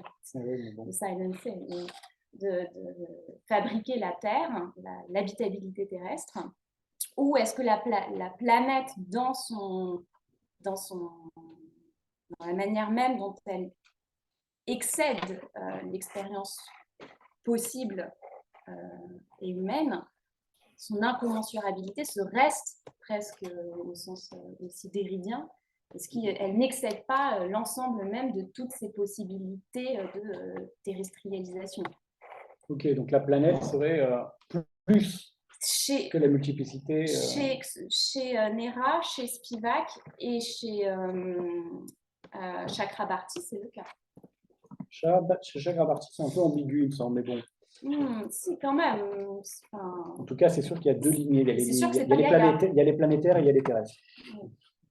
C'est vrai que la planétarité, mais ce que j'entends dans l'argument de Nera, c'est de dire que dans les manières mêmes dont les modernes ont de fabriquer l'habitabilité terrestre, implique que d'autres, implique pour d'autres de ne pas avoir de terre habitable, et que dans la manière même dont cette construction de l'habitabilité terrestre, cette manière de se terrestrialiser et de renvoyer donc ces autres humains ou ces autres non-humains justement à vivre sur une planète inhabitable, que ça rentre dans la virtualité même de la compréhension de l'entité Terre. C'est comme ça que je ne sais pas si c'est très clair ce que je viens de dire. Ok, alors ça c'est pas tout à fait, c'est pas ce que j'avais entendu dans. Il y a ça, oui. Nera, il théorise l'aliénocène, ça rejoint un peu ce que tu disais. C'est effectivement chercher une forme d'étrangeté qui, effectivement, est plus loin que la Terre, ou en tout cas qui va nous permettre, effectivement, c'est cette idée-là que certains êtres humains n'ont eu aucune place sur Terre. Donc, de toute façon, eux, d'une certaine façon, certains pensent aux esclaves, ou écrit sur la confuturiste, etc. Donc, il a cette idée-là. Et donc, il dit, on ne peut pas, voilà, on peut. Si on veut reterrestrialiser la Terre, en quelque sorte, il faut intégrer ça. Et ça implique un détour, selon lui, par quelque chose de cosmique, hors dehors de la Terre. Oui, mais de toute manière, moi, je suis d'accord avec le fait que l'appréhension de la Terre implique, c'est toujours vrai, on regardera les ontologies ou les cosmologies, je pense, sauf les cosmologies modernes, un peu à la Merleau-Ponty, comme ça, qui ont une sorte de radicalité, à mon avis, un peu artificielle, mais en général, elles impliquent toujours, justement, un regard d'ailleurs, en fait. Alors, ça commence déjà par le système Terre lui-même. Je veux dire, Gaïa, puisque on a utilisé ce mot, est né donc, dans la réflexion de James Lovelock, à partir d'une réflexion, on va dire, de planétologie comparée, en fait. C'est-à-dire que en fait, comment Lovelock donc, a construit son hypothèse, apparemment d'ailleurs, j'ai lu dans le Guardian récemment, en collaboration avec une femme qui s'appelait Diane Hitchcock. Il a construit donc, ensuite avec Margulis, bien sûr, comme on sait, mais donc au départ, en fait, l'article qu'il avait fait, c'était avec Hitchcock, et l'idée, c'était qu'il n'était pas nécessaire, pour savoir s'il y avait de la vie sur une planète, typiquement Mars, travailler à la NASA dans les projets pour aller sur Mars. Il avait été embauché, justement recruté par cette dame, Diane Hitchcock, pour essayer donc de réfléchir aux problèmes d'exobiologie et de vie sur d'autres planètes. Et il y avait des programmes extrêmement chers pour aller voir s'il y avait de la vie sur Mars, ce qui supposait d'aller chercher sur la surface de la planète des traces de vie, ce qui est vraiment très compliqué, coûte très cher et n'est absolument pas garanti, parce que ce n'est pas parce que vous n'en trouvez pas un endroit qu'il n'y en a pas un. Et c'est là où Lovelock a eu donc cette idée selon laquelle il n'était pas nécessaire de se déplacer, il suffisait d'étudier en fait le spectre des gaz, en quelque sorte, la composition gazeuse de l'atmosphère à travers une technique d'analyse en fait, des spectres lumineux, et qu'on pouvait savoir s'il y avait de la vie, si l'atmosphère de cette planète se trouvait dans un état de composition qui était loin de son équilibre. Parce que si elle était loin de son équilibre, ça veut dire qu'il y avait une activité intrinsèque qui la maintenait loin de son équilibre, tout à fait comme sur la Terre, il y a quelque chose comme 23% d'oxygène dans la composition de l'atmosphère terrestre, alors qu'il devrait y en avoir 0,1%. D'où vient cet oxygène? De l'activité biotique, de l'activité des vivants. Donc la thèse de Lovelock était de dire, en fait, il suffit, pour savoir s'il y a de la vie, de regarder en fait l'atmosphère. Et qu'est-ce que ça l'a conduit à dire? Ça le conduit à dire la vie sur Terre n'est pas apparue dans des conditions en quelque sorte favorables d'un point de vue, disons, astronomique. C'est plutôt que les vivants ont fabriqué les conditions de viabilité de leur propre vie et ont transformé la Terre. Donc, ils ont terraformé la Terre. Donc, la terraformation est une caractéristique du vivant, ce qui est une définition incroyablement vertigineuse de la vie, puisque ça veut dire que la vie est définie comme une fonction planétaire et non plus par telle ou telle structure moléculaire particulière. Il suffit qu'une entité, quelle qu'elle soit, ça m'a donné des idées de science-fiction, ça, il suffit qu'une entité, quelle qu'elle soit, maintienne une atmosphère planétaire loin de son équilibre pour qu'on puisse parler d'un phénomène du type vie. C'est ça l'idée. Donc, on voit bien que ça, c'est de la planétologie comparée. Enfin, ça comme ça. C'est une comparaison entre les différentes planètes qui permet de donner ce type d'indicateur, en fait, ce type même d'idée, en quelque sorte. Donc, aucun problème pour penser que le terrestre, ou l'objet, typiquement système Terre, est intrinsèquement lié à une comparaison, enfin, ou à un regard porté sur la Terre comme planète. Au sens, planète veut dire entité astronomique, quoi. Dire entité astronomique, vue du ciel, quoi. Vue du ciel. Même pas géocentré, c'est cosmocentré. C'est vue du cosmos, en fait. Donc, tout à fait d'accord pour dire ça. Encore une fois, je ne sais pas ce qu'on dirait Néra, mais moi, ce qui m'inquiète un peu dans cette manière de voir, c'est si elle devient trop unilatérale et si elle prétend être la seule manière de décrire ce qui nous concerne, en fait, toutes et tous, ce qui concerne littéralement tous les terrestres, en particulier tous les terrestres capables d'échanger, en fait, de traduire la notion même de système Terre, par exemple. C'est là où je ne sais pas ce qu'on dirait.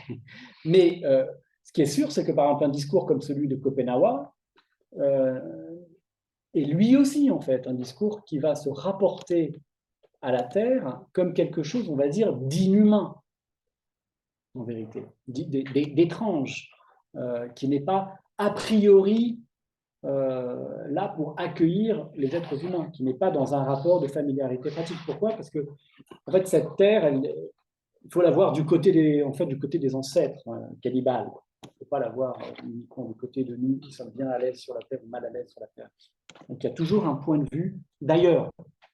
Et ça, je pense que c'est vraiment intrinsèque à l'objet Terre. C'est la possibilité d'introduire ce point de vue d'ailleurs. À mon avis, sinon, probablement, on n'a pas de Terre. On a autre chose, on a le sol, un peu heideggerien, quoi. On a le sol à partir duquel nous vivons, mais on n'a pas la Terre, puisque la Terre, en fait, elle nous délocalise, elle nous arrache justement aux interactions vitales, et elle nous amène de proche en proche, ou éventuellement par un saut, très loin de ce avec quoi on pense qu'on vit, précisément. Très loin dans l'espace et très loin dans le temps. Donc cette conflagration, disons, scalaire, est à mon avis intrinsèque. Hein. Et ça, pour le coup, je pense que c'est vrai pour toutes les traductions de la Terre. Je veux dire, celle de Schopenhauer, celle que, par exemple, Elisabeth Povinelli, dans ses livres sur disons, les cosmologies australiennes, mettent en évidence. Je pense qu'il n'y a que les heideggeriens qui ont cru que la Terre, c'était fait pour eux, quoi. C'est pas contradictoire le point de vue d'ailleurs et le fait qu'il faut une pensée de la Terre qui vient de la Terre elle-même. Non. Je disais précédemment sur l'immanence. Bah non, c'est pas contradictoire. Ça veut juste dire précisément qu'il faut toujours remettre ce point de vue d'ailleurs dans une multiplicité virtuelle d'autres points de vue d'ailleurs. C'est l'ailleurs qui se multiplie dans cette affaire. Donc, ce qui serait contradictoire, c'est l'idée que cet ailleurs pourrait être nulle part, en quelque sorte. C'est l'idée d'objectivité. Ça, ce serait contradictoire avec un point de vue terrestre. Donc, voilà, on voit bien le nœud, d'ailleurs, là où le conflit du XXe siècle s'est installé, qui en fait est un conflit véritablement sans objet, entre d'un côté, on va dire, une perspective d'incarnation phénoménologique, et de l'autre côté, un point de vue objectiviste, hein, avec une vue de nulle part. Et la Terre, c'est ni l'un ni l'autre, en fait. C'est cette possibilité de multiplier l'un, de multiplier l'ailleurs. Et ça suppose de regarder de près aussi, hein, comment ça se fabrique. Comment se manifeste la Terre dans nos vies, en fait, et comment se traduisent ces manifestations quand on se déplace précisément sur cette Terre. Donc, je ne suis pas sûr que ce soit contradictoire. Enfin, je pense même que ce n'est pas contradictoire. Peut-être ça demandera à être plus réfléchi. Il y a une question pour savoir si, dans la mesure où la forme de l'espace joue un beau central autour des questions, allez-vous impliquer les notions d'architecture dans le séminaire? C'est pas prévu, je crois. Ouais. Mais après, c'est vrai que c'est une question pertinente, notamment parce que la question de la métaphore architecturale pour penser la question terrestre, notamment héritée depuis ce texte de bâtir, penser, qu'est-ce que c'est le texte d'Heidegger? Bâtir, habiter, penser, je crois. Bâtir, habiter, penser. Dans les chemins qui ne mènent nulle part, je crois. Ouais. Et au fond, justement, je pense peut-être, en tout cas, si je peux parler en mon propre, plutôt ce contre quoi j'écris. Honnêtement, si je dois penser que aujourd'hui la question de la Terre doit vraiment s'affranchir de ces références-là, notamment ce texte d'Heidegger, qui reste pourtant extrêmement influent notamment autour du concept d'habitabilité. Et voilà, donc je pense que c'est plutôt un texte que je rejette. C'est vrai qu'on pourrait faire une séance pour expliquer un peu. Mais il faudrait, un jour, il faudrait vraiment. Le texte d'Heidegger s'appelle Bâtir, habiter, penser. On va donner la référence. Alors, il y a une autre question d'ailleurs dans le chat. qui est donc une demande de préciser la position structuralo-terrestrielle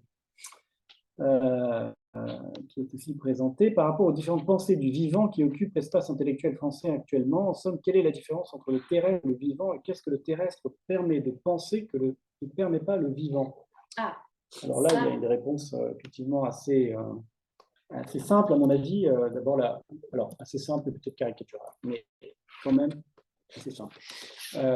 Disons, pour commencer, comme son nom l'indique, d'abord, le penser du vivant, c'est un concept journalistique, c'est pas un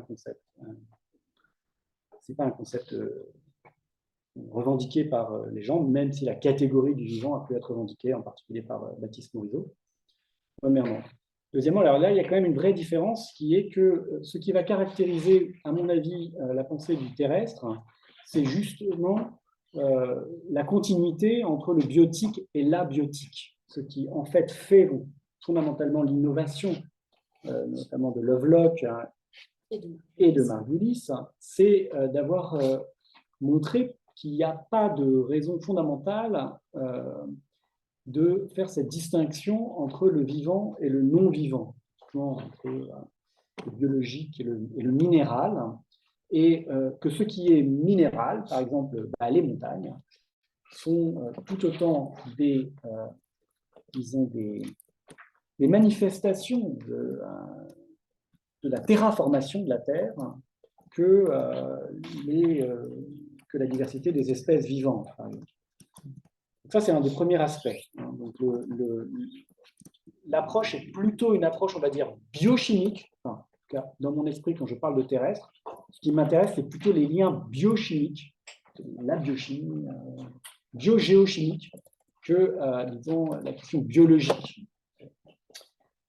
C'est une première chose. Donc, c'est les cycles, en fait, qui passent à la fois...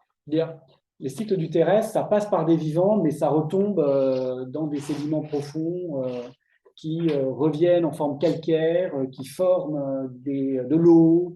Voilà. Là, il y a un continuum entre le vivant et le non-vivant. C'est un premier point. Deuxième point, c'est que souvent, la question du vivant est liée à la question de la reconnexion, à l'opposition à la déconnexion, à la différence entre l'humain et le non-humain.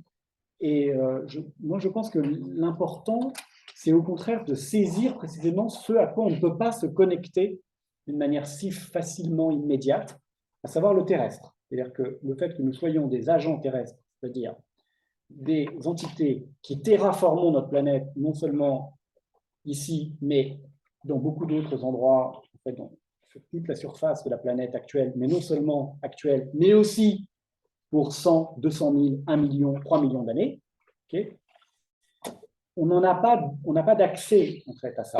Et il n'y a pas de raison fondamentale qu'on ait accès à ça. Donc, il y a un phénomène de déconnexion qui est au cœur de la perspective du terrestre. Ça va un petit peu avec ce qu'on disait tout à l'heure, ce fait qu'il y a toujours un rapport à l'ailleurs. Donc ça, c'est peut-être une différence d'accent entre les pensées du vivant et la pensée du terrestre. Voilà, les pensées du vivant, souvent, je trouve qu'elles arrêtent le suivi des longues chaînes de connexion. Elles les arrêtent justement au vivant. En fait. Alors, il s'agit de les continuer le plus moins possible. Et aussi, d'ailleurs, donc vous voyez, par exemple, tout à l'heure, je disais, j'ai donné deux types d'indicateurs du terrestre. Un indicateur qui est très abstrait, l'empreinte carbone, très discutable, mais en même temps très important. Et c'est sensoriel, je veux dire. On voit la Terre des fois dans des tableaux Excel. On la voit dans des tableaux Excel. On n'a pas toujours besoin de se mettre les doigts dans la boue pour sentir la Terre. On peut sentir la Terre dans un tableau Excel.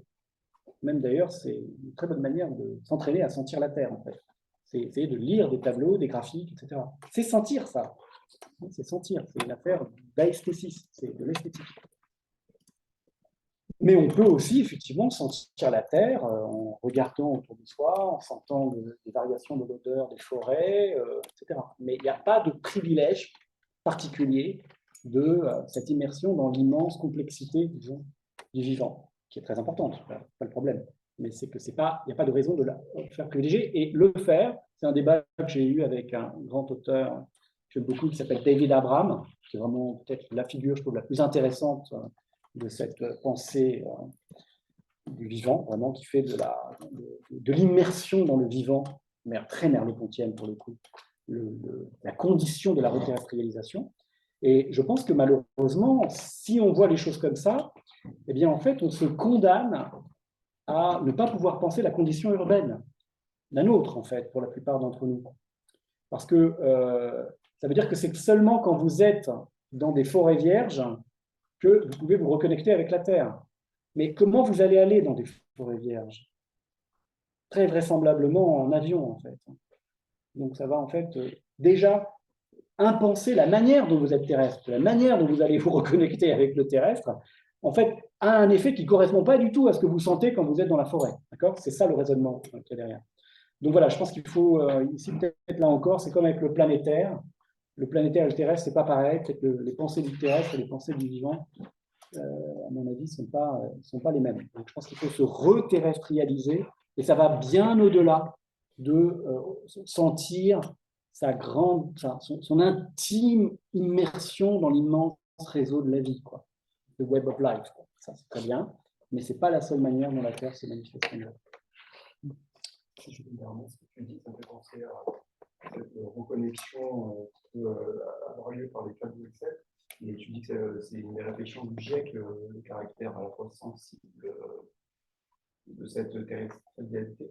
Je trouve qu'on le sent bien. Enfin, moi, vraiment, je l'ai vraiment senti quand on assiste une partie dans la Cité des Sciences. Il y a une sorte d'exposition permanente qui est consacrée au réchauffement climatique. Je sais pas comment ça s'appelle. Et il y a les datas du futur. Et tu vois, il y a vraiment une mise en scène sensible de différents. Enfin, et on voit d'ailleurs les différentes variantes de la Terre selon les trajectoires du GIEC. Et c'est extrêmement bien.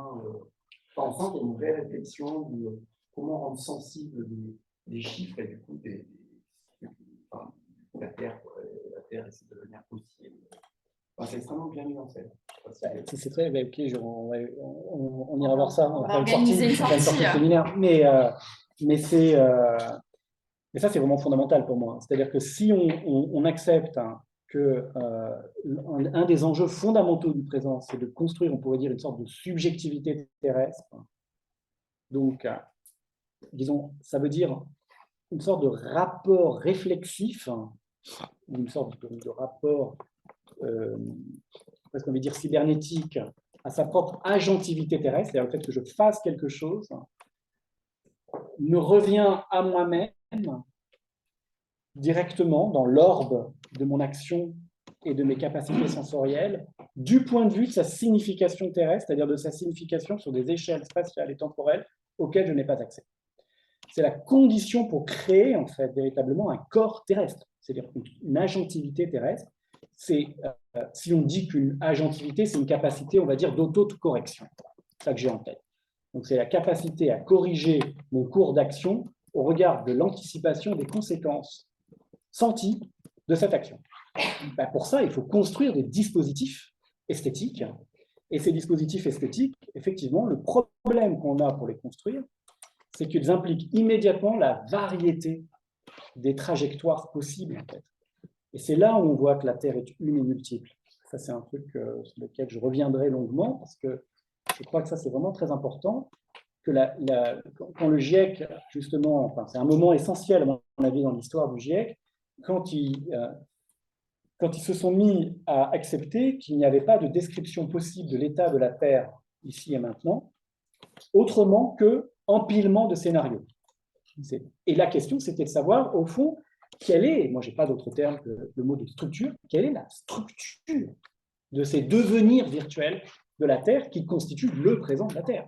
C'est-à-dire que le présent de la Terre, ce n'est pas un certain état de quantité de carbone, de parties par million et tout ce qu'on voudra, de réseau, de cycle biogéochimique. Non, l'état présent de la Terre, c'est un empilement de devenirs, mais la question, c'est de savoir quels sont les paramètres de différenciation de ces devenirs aujourd'hui. Et si vous regardez ce que le GIEC a fait au départ, ils ont vraiment, c'est comme les Shadocks, quoi. C'est gabusomeux. Ils ont 4 paramètres. C'est économie ouverte, économie fermée, ou économie avec croissance et économie sans croissance. Au départ, c'est ça. Donc, il y a 2 paramètres de différenciation, et ça produit 4 scénarios. Le point de départ, c'est ça. Donc, c'est extrêmement rudimentaire. C'est là où vous voyez bien qu'on a besoin d'une description de l'état réel de la Terre qui mélange de manière radicale les paramètres anthropologiques et les paramètres géologiques. On s'en fiche de savoir si c'est humain ou si c'est géologique, peu importe. La question, c'est combien il y en a de terres virtuelles superposées ici et comment elles se différencient. Et là, vous aurez une description de la Terre. Donc, mon intuition fondamentale, c'est qu'on a besoin de ce type d'outils. Et nous, Jeanne et moi, on participe à un projet de recherche sur des questions de transition dans le milieu de l'agriculture conventionnelle. Et une des choses qui, moi, m'a particulièrement frappé, c'est effectivement ces problèmes d'esthétique, c'est-à-dire de perception. Comment faire sentir sur un territoire ce que veut dire pour ce territoire ce qu'on est en train de faire sur ce territoire. Et ça, on ne se pose pas encore des moyens de le faire, en fait. Un des enjeux de ce séminaire, à long terme, est d'élaborer progressivement un certain nombre d'outils.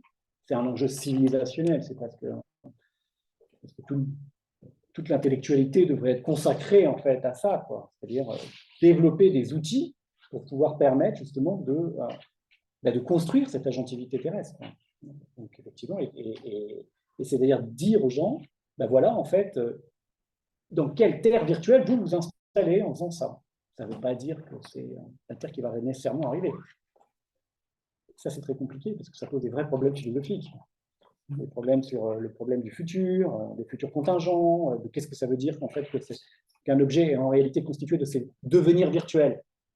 La réalité de la Terre, c'est la pile, ou plutôt la gerbe de ces devenirs virtuels. Tout de suite, on sent que là, on a affaire à un problème ontologique. Ma conviction, c'est que ce problème ontologique, il est disons, accommodé, il est appréhendé plus favorablement quand on mobilise des outils élaborés dans le cadre du structuralisme, notamment par Lévi-Strauss ou Gilles Deleuze en particulier. Moi, j'ai une question un peu bouffonne justement sur la question du structuralisme. Habituellement, quand on pense au structuralisme, on pense à la plutôt dessin, avec je crois que c'est Barthes, Lacan, Lévi-Strauss, qui pourrait être une sorte de groupe de transformation par lui-même. Il y aurait le structuralisme qui se répartirait comme ça en différentes figures, mais dans un moment historique, qui serait, je ne sais pas, les années 66 à 70, un truc comme ça. Ouais. C'est comme ça, en général, qu'on présente le truc. Et toi, tu nous proposes, au contraire, l'image du structuralisme comme une tradition, et pas comme un moment. Et du coup, je me demandais, c'est pour ça que ma question est toute fun, est-ce que ce n'est pas une vision anti-structuraliste du structuralisme, de le présenter comme une tradition, et non pas comme un groupe de transformation qui arrive à un moment et qu'on analyse en synchronique et pas en diachronique? Bonne question. Donc, non, en vérité, dans les conférences que j'ai faites là, sur le structuralisme dionysiaque et le structuralisme standard, la première, il y avait 4 critères. Donc, 4 critères pour ne pas plus confondre le structuralisme standard et le structuralisme dionysiaque. Et justement, le premier des critères, c'était le critère, disons, du standard, opposé au problème. Donc l'idée était que le structuralisme n'était pas une doctrine particulière, mais un problème qui engendrait toute une famille de positions possibles. Donc en fait, il fallait avoir une lecture, comme tu dis très justement, structurale du structuralisme, qui inclut le structuralisme standard, comme variante du structuralisme. Donc, il ne s'agit pas du tout d'exclure, de dire il y a un vrai structuralisme, etc. En revanche, il s'agit quand même de mobiliser des virtualités un peu étouffées de cette histoire. Donc, c'est vrai, je parle de l'espace du structuralisme. Et donc, par exemple, je ne pense pas que Deleuze exprime la vérité du structuralisme, même si je pense qu'il en propose la version la plus intéressante, la plus riche, la plus actuelle, la plus prometteuse, etc. Mais ça ne veut pas dire la plus vraie, de toute manière. Voilà, et le fait que justement le structuralisme ne puisse pas se confondre avec un moment, mais qu'il se répète, va plutôt dans le sens d'une lecture structurale du structuraliste. C'est-à-dire qu'il n'est jamais identifiable, enfin, une structure n'est jamais en réalité quelque chose qui s'arrête à un état, Une structure est toujours quelque chose qui est animé par un principe de répétition, et d'ailleurs aussi même d'ouverture, quoi. Il y a quelque chose de bancal dans un système symbolique, en tout cas dans la version du structuralisme non standard. Donc, au minimum, c'est cohérent, disons. C'est une lecture non standard du structuralisme que je propose. Voilà. Donc c'est très juste. C'est pas vraiment une tradition en tout cas, moi, je cherche à repérer, même s'il y a une question d'héritage. Mais ce dont il s'agit d'hériter, c'est plutôt d'un problème et d'un espace problématique plus que du... Je pensais à ça quand tu parlais des élèves de Lévi-Strauss. Là, oui, là, c'est une tradition. Il y a une sorte d'hérite de tradition. Là, oui. Là, oui. Là, il y a effectivement une continuité effectivement, d'ascendance. Parce que si tu regardes excuse-moi. Je veux dire, là, c'est plutôt c'est une tradition, mais d'un point de vue d'une discipline, qui est l'anthropologie. Alors que je pense que la manière dont on a abordé le structuralisme dans ce séminaire, c'est comme un problème, en fait. Un problème que rencontrent différentes disciplines face à leurs objets, que ce soit les langues, les faits culturels, l'inconscient, et qu'il y a une analogie de problème dans chacun de ces champs qui ont poussé à se doter d'outils pour pouvoir problématiser ces entités qui sont donc les signes, ou en tout cas des entités qui signifient, qui symbolisent, qui font sens. Et je pense que c'est ça qui permet peut-être d'avoir un regard anhistorique sur la question, sur le structuralisme, dans la mesure où on peut considérer que aujourd'hui, avec la Terre, en fait, on se retrouve confronté à un problème analogue à ce que Lévi-Strauss a rencontré en anthropologie, à ce que Lacan a rencontré en psychanalyse ou à ce que Saussure a rencontré dans l'étude des langues, et que ce problème-là, eh bien, c'est celui d'une entité duale, d'une entité à la fois une et multiple, de quelque chose qui a la forme d'un système, mais en même temps qui, dans sa systématicité même, se transforme de manière imprévisible, contingente, ouverte, qui remet en cause la distinction nature-culture, géologie, biologie, etc. Et que, en fait, pour moi, le structuralisme, c'est pas, en tout cas la manière dont on l'a travaillé ici, c'était pas une méthode à appliquer, une grille d'analyse, disons, mais plutôt une manière de problématiser ce que nous rencontrons dans l'expérience ou dans le champ de la pensée qui résiste en fait à nos catégories et qui a besoin, voilà, pour moi c'est un outil de problématisation, si je peux dire comme ça.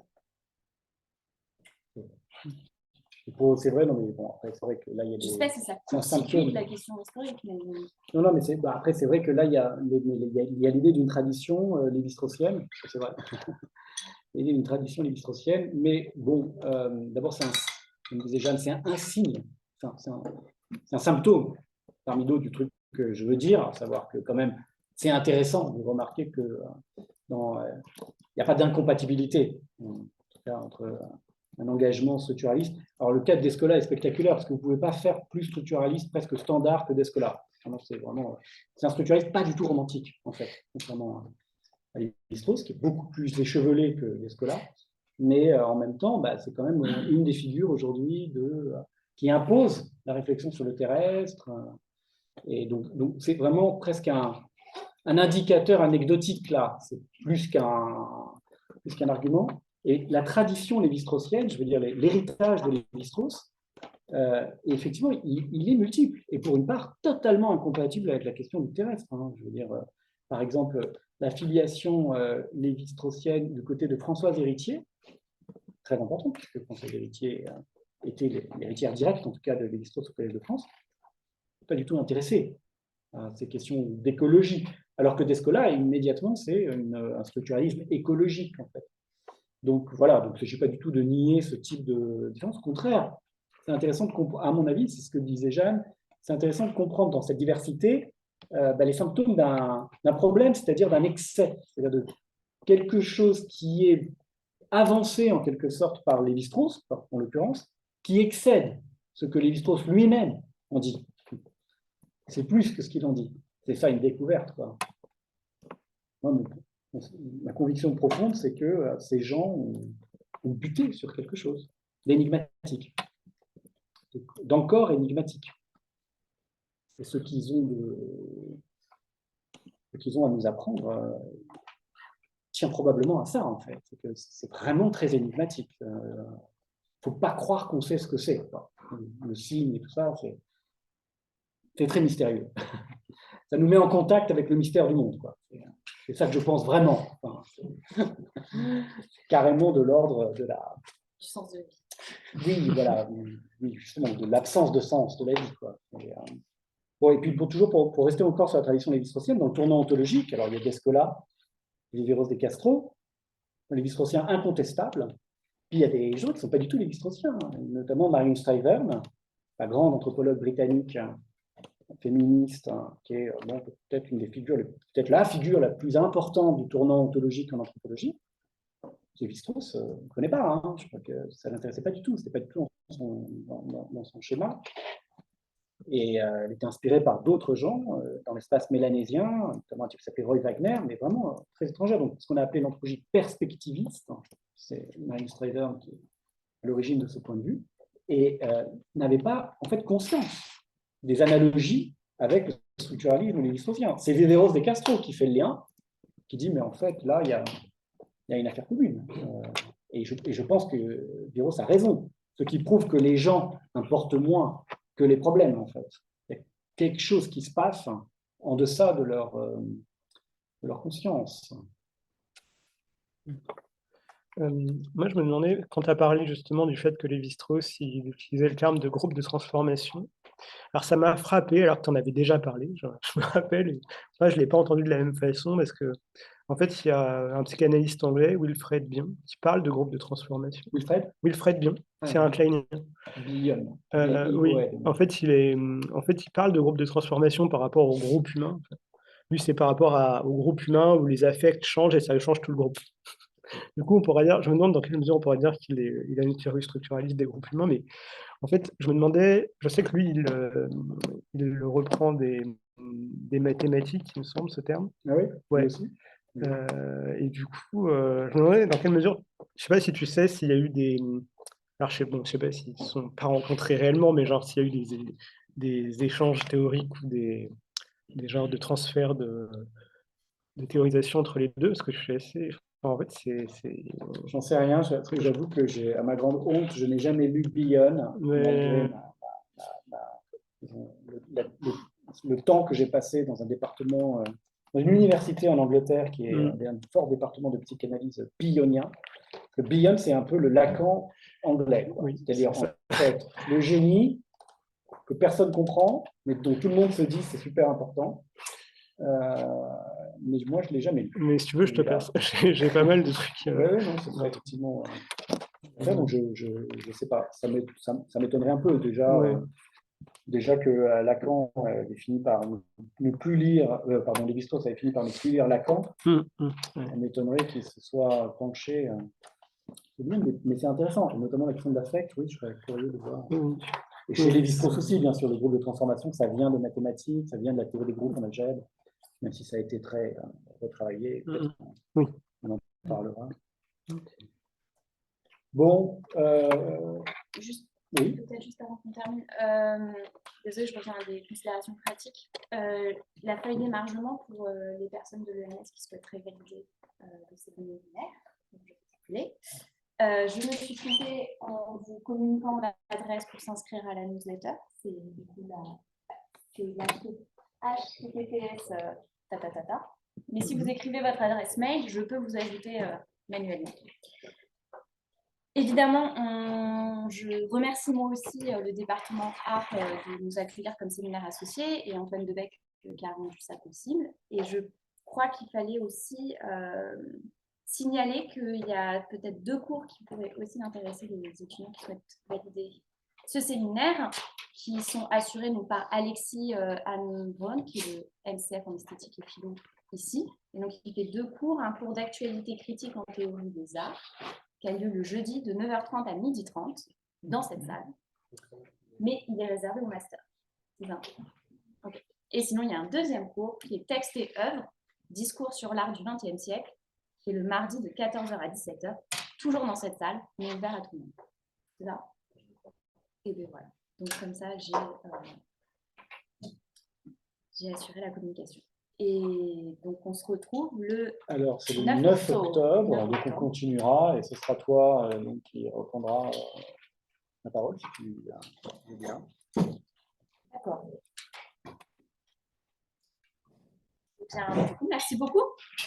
Voilà, 9 octobre 2024. Alors oui, et si on va envoyer par près de la newsletter l'adresse, enfin, le lien sur le Drive, on va mettre un certain nombre de ressources, notamment des bibliographies, parce qu'on a cité beaucoup de choses, hein. Et donc, comme ça, ce sera plus accessible. Voilà, et bien, merci à tout le monde, en ligne aussi. Merci pour vos questions, très intéressantes. On se retrouve donc dans